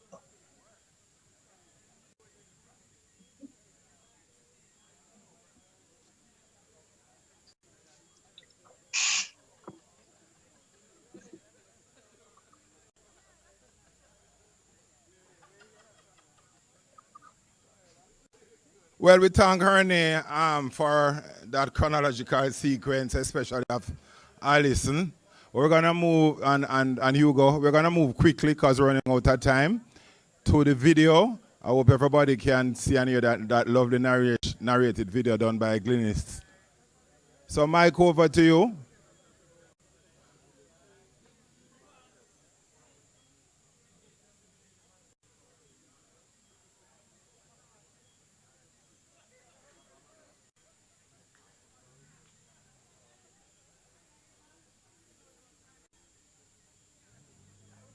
Hate knows love's the cure.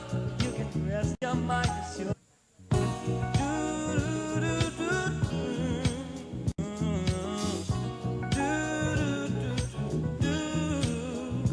As around the sun, the earth knows she's revolving, and the rosebuds know the bloom in early May. Just as hate knows love's the cure, you can rest your mind assured that I'll be loving you always. 'Cause now can't reveal the mystery of tomorrow. How do you capture a life and give full expression to that life in just a few short minutes? A life full of energy, enthusiasm, a life just exulting in the sheer joy and of life and love and living. A life full of drama, pathos, humor, fun, laughter, and good cheer. A life that is a journey of excellence all the way through. Well, you can't. Certainly not when that life is Mary Alison Anderson Mclean, 1961 to 2020. And it was written up in the book of life that a man shall endure forevermore. At best, we can only capture snapshots.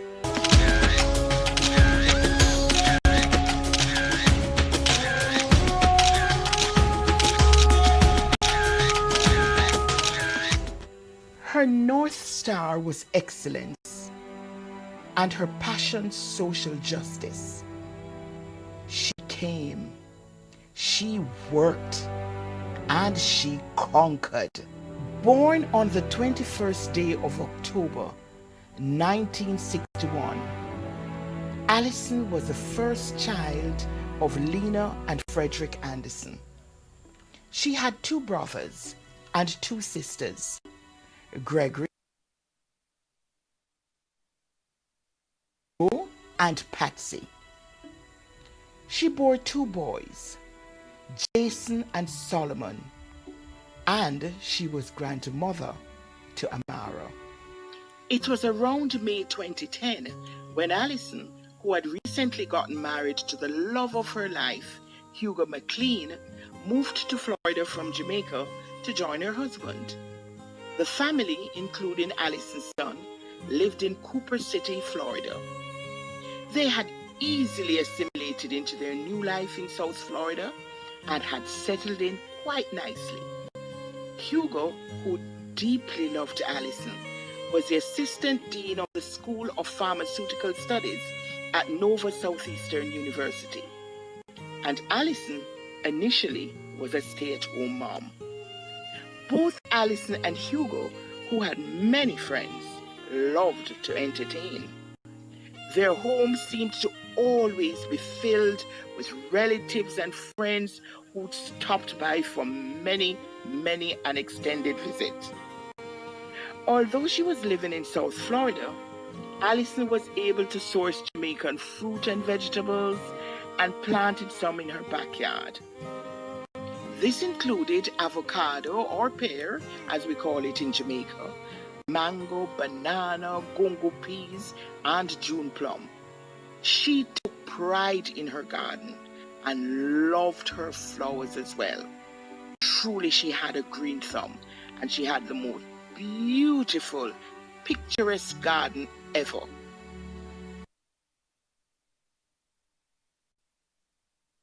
Spread for her guests.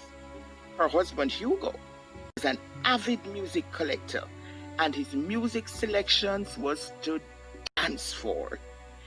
Hugo's Wi-Fi, Hugo B Wi-Fi. Alison enjoyed her South Florida life, pulsing with the life of Jamaica throughout it all. And after living for approximately 5 years in South Florida, the family returned to Jamaica in 2015. Now let's look at her high school family, snapshots of her high school. When she was 10 years old, Alison came to St. Andrew High School.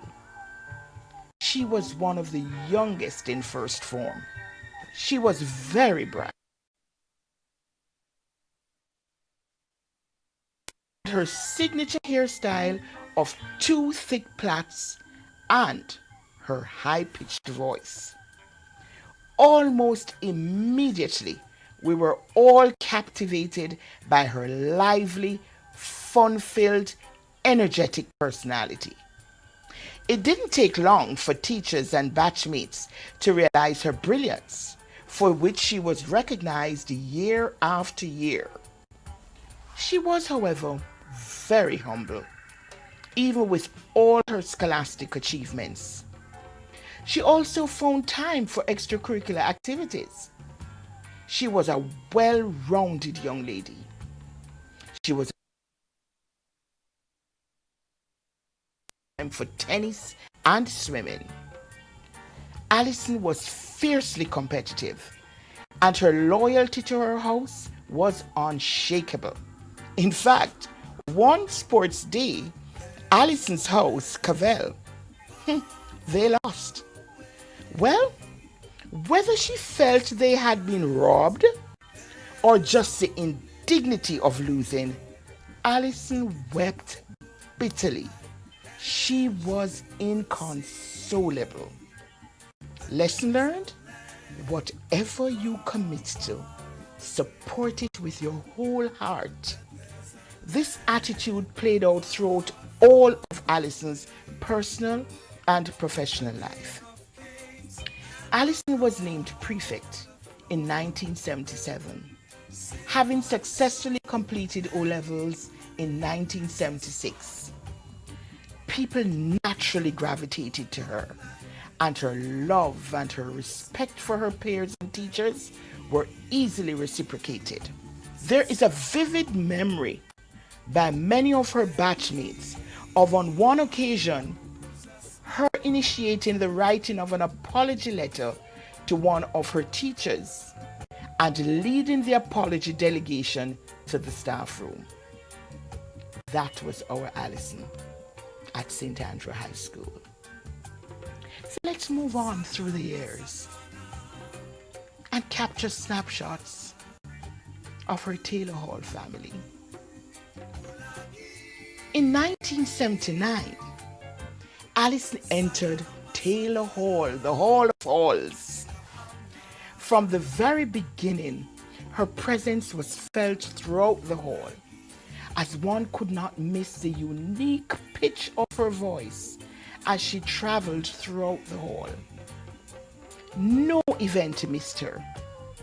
Academic gatherings, concerts such as Countdown, Carnival, Spine Cricket, block activities, not to mention the numerous hall fetes and events at the Student Union as well as other places on the university campus. The only way to describe this period is to say, if it was egg, trust me, Alison Ina the Red. Her involvement in hall life also included participation in a partnership as a member of the legendary Value Party, which included Vassie, Stephen Vassiani, our Alison, and Leighton McKnight. They called it unique. Its landslide victory in hall elections. As part of the team. Hidden talents for dancing and singing also emerged and blossomed as she took to the stage at Countdown as a member of the Sam Connection. Her culinary skills were honed under the tutelage of Christine Cummins, who marshaled the cooking staff at fundraisers. In characteristic style, Alison excelled in her studies and at the same time was at the center of her life, reveling in the new family that she had formed, a family that would stay close together throughout her life. And there was no limit, absolutely no limit, to her capacity to welcome more and more to the fold.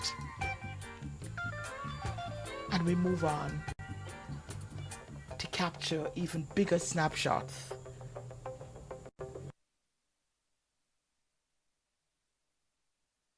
In October of 1986, Alison Anderson joined the Department of Government at the University of the West Indies, and she served there as assistant lecturer in international relations, and she was later promoted to lecturer. Alison's end of the academic year OAS model seminars from the late 1990s are still talked about. Alison was an amazing lecturer who was loved, beloved, and respected by her students. Her love for teaching, attention to detail, commitment to duty, punctuality, and integrity made her an asset to the department, faculty, and the university. She had a wonderful relationship with staff at all levels. Alison was deputy dean for a few years, and even after she resigned, she returned to deliver lectures. But it was not all work. Alison was a foundation member of Cheap Fit. It was an exercise class where ladies would gather with their own exercise mats and worked out 3 or 4 times a week, with of course dubious results. She also remained involved with her beloved Taylor Hall and regularly attended campus sports events and other activities. Oh, how we'd all pay good money just to hear her infectious laugh again. The snapshot continues to the government of Jamaica, and in particular, the Child Development Agency family. Alison, you see, was also the mother of the modern child protection sector in Jamaica. From her work as a project leader, charged with revamping the old children's services into the Child Development Agency, now the CPFSA. Alison, or Miss Andy, as most persons called her, injected her infectious energy and passion into everything she did, while always being sensitive to the fact that not everyone could move as fast or grasp intricate details as profoundly as she did. Her capacity for details, the little nuances, was driven by her desire to ensure that we capture everything right and correctly.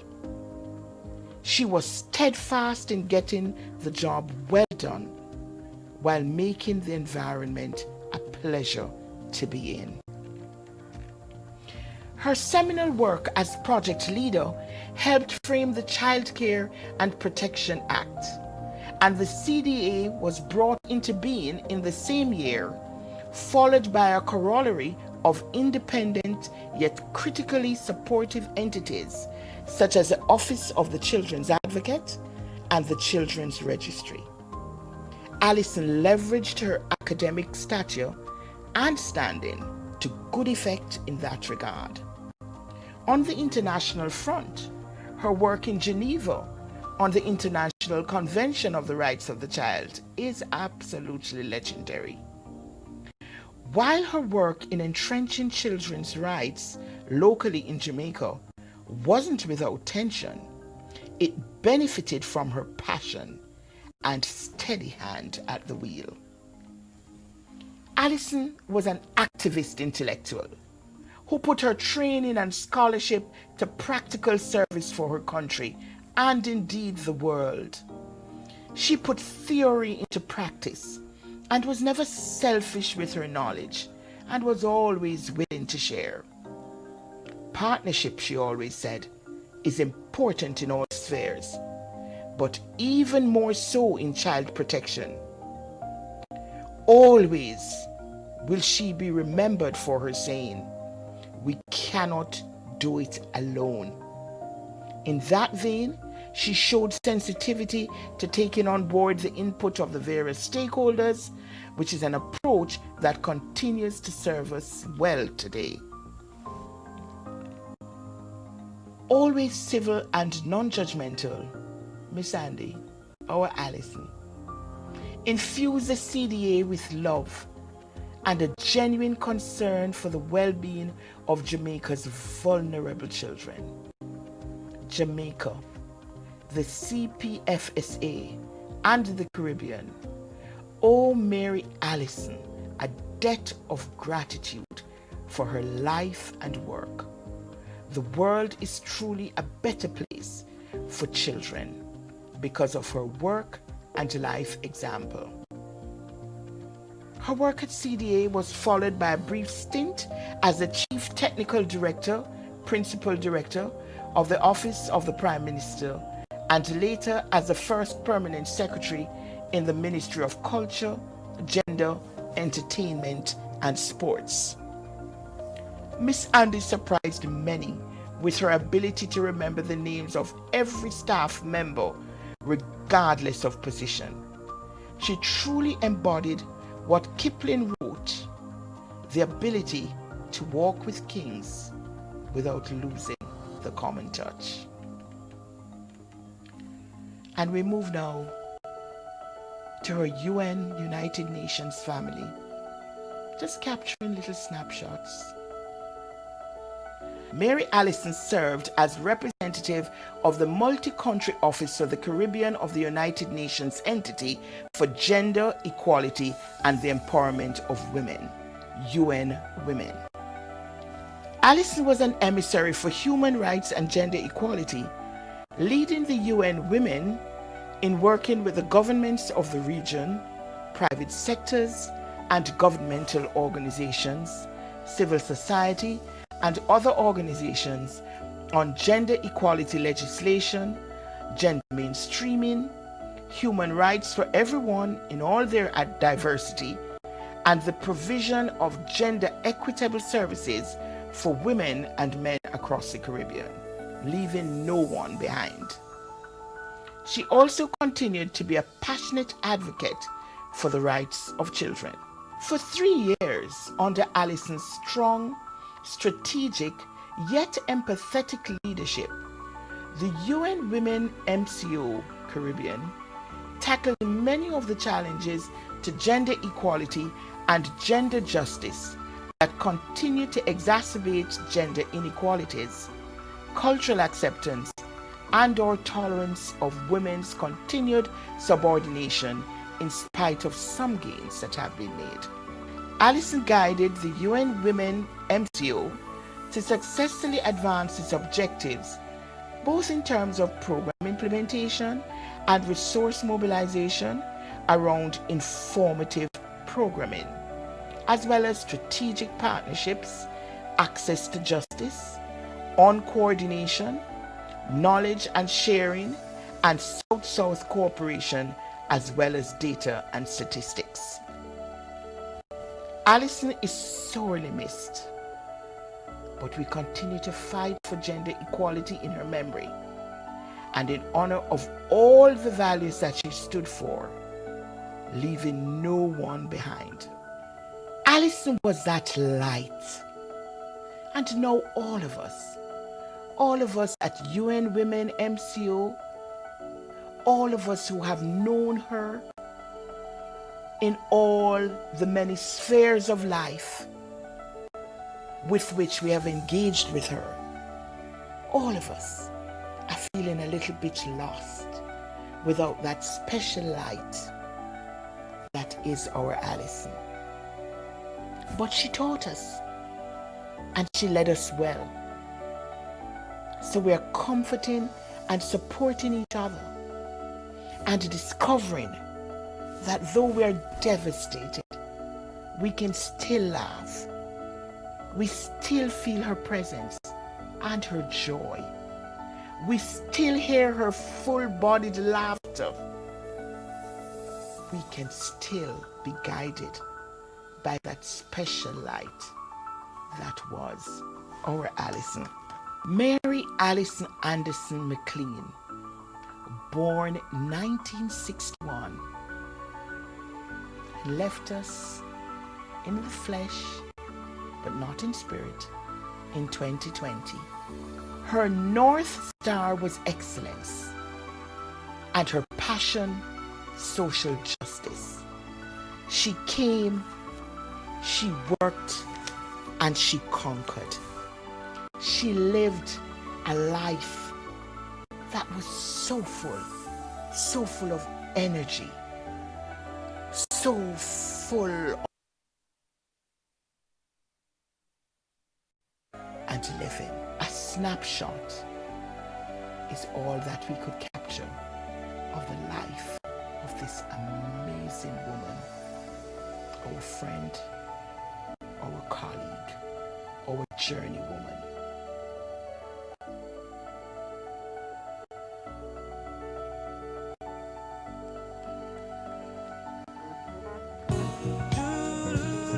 Yes, ladies and gentlemen, I'm sure you all want to give a big round.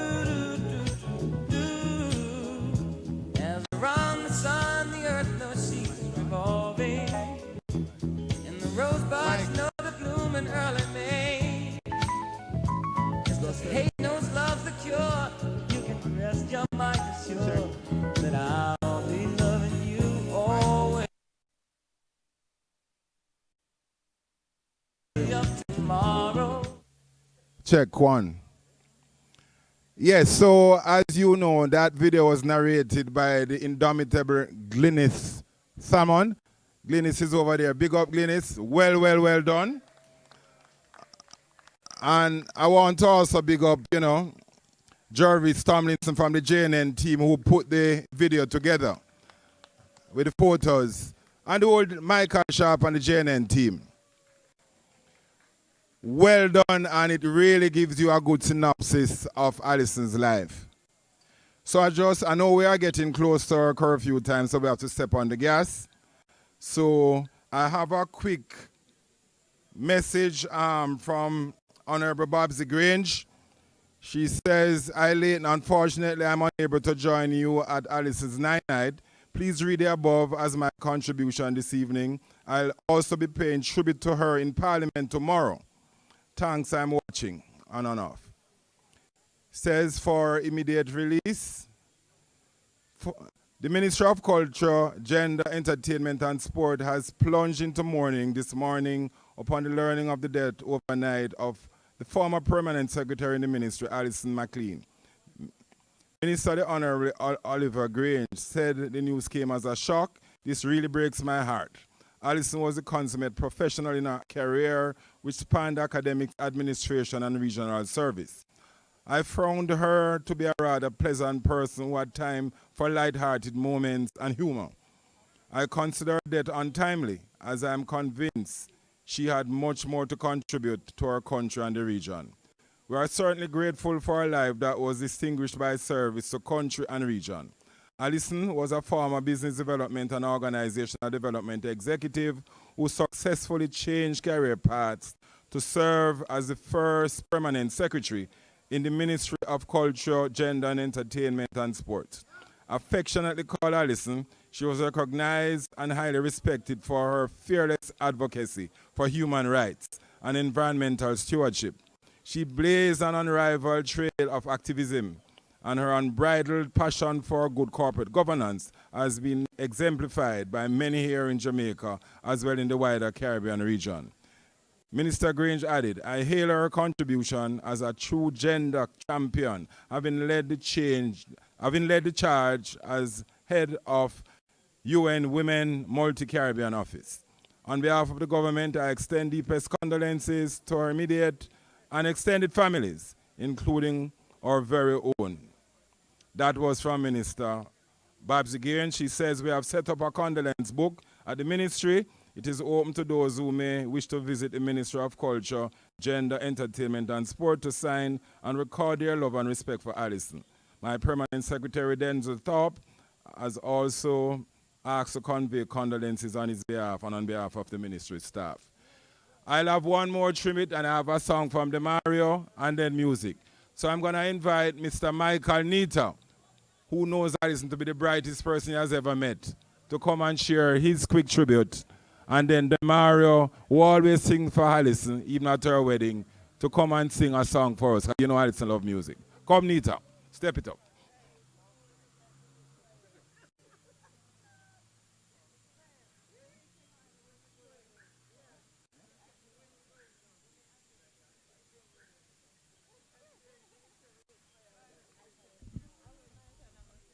Good night, all. I can't remember, the last time somebody asked me to say some words on behalf of Alison, I was when Alison was getting ready to go to Barbados on her UN assignment. And like tonight, there was very little notice.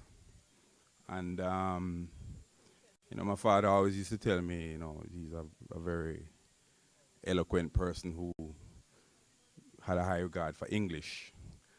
And when I went up, the word dumbstruck came to mind. And that was the first time that I really understood what that word meant. It basically meant that there were no words that came out of your mouth. And at that moment, I think the only words I said at that time was that Alison was the brightest person I knew.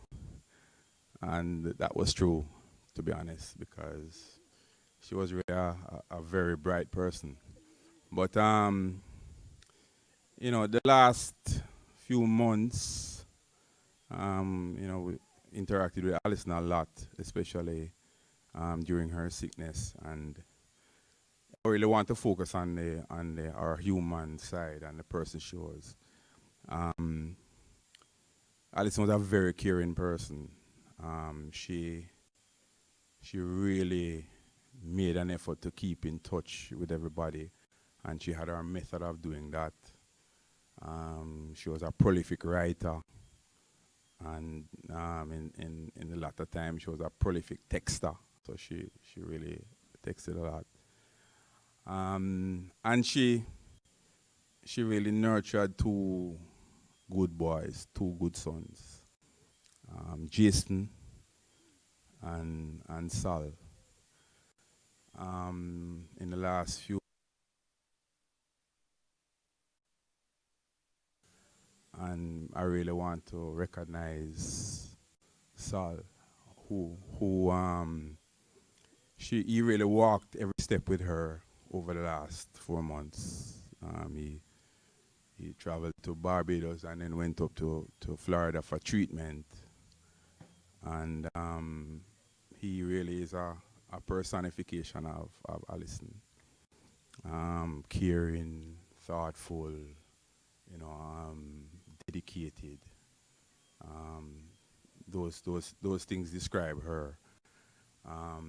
Alison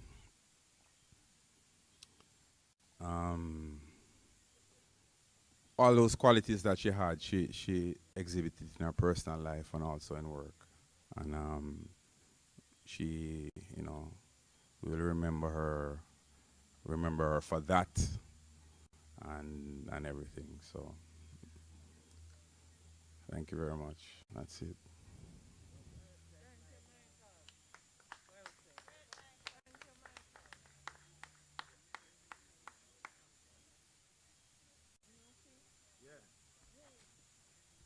Yeah, thank you, Mikey. And I got you all up because I know it's rough. So, Demaro will just give us one verse of a song because he always sing for Alison. To our friend. Like a comet blazing across the evening skies. Join me, please. Gone too soon.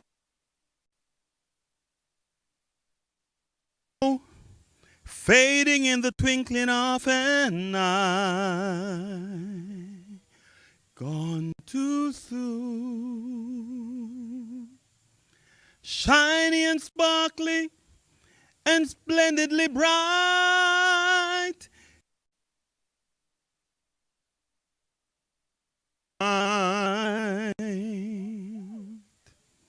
Like the loss of sunlight on a cloudy afternoon.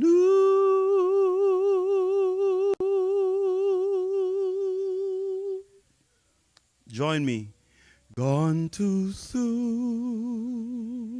One more time. Gone too soon.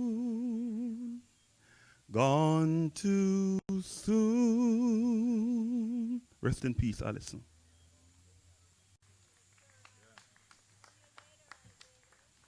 So, ladies and gentlemen, the formalists, thank you, Demaro. Very appropriate song to close this section. I just want to thank the organizers, our committee members who planned this evening, Joy, Lane, Michelle, and crew. Big up, give them a round of applause.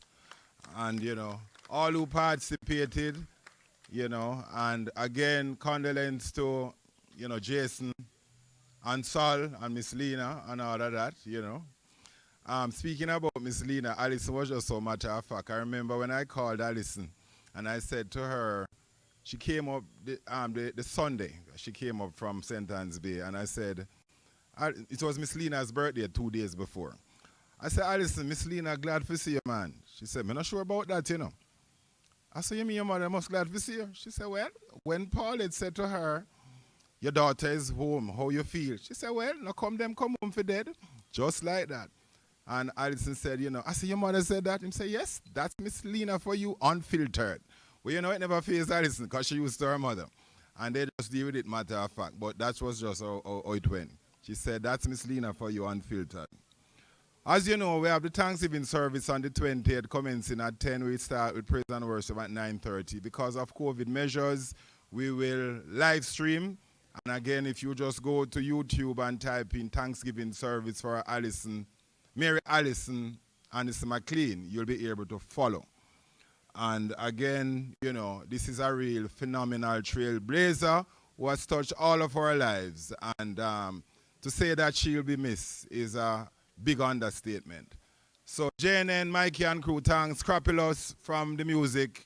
Thank you, everybody. And Scrappy, you can just play a tune until the police come. Thanks.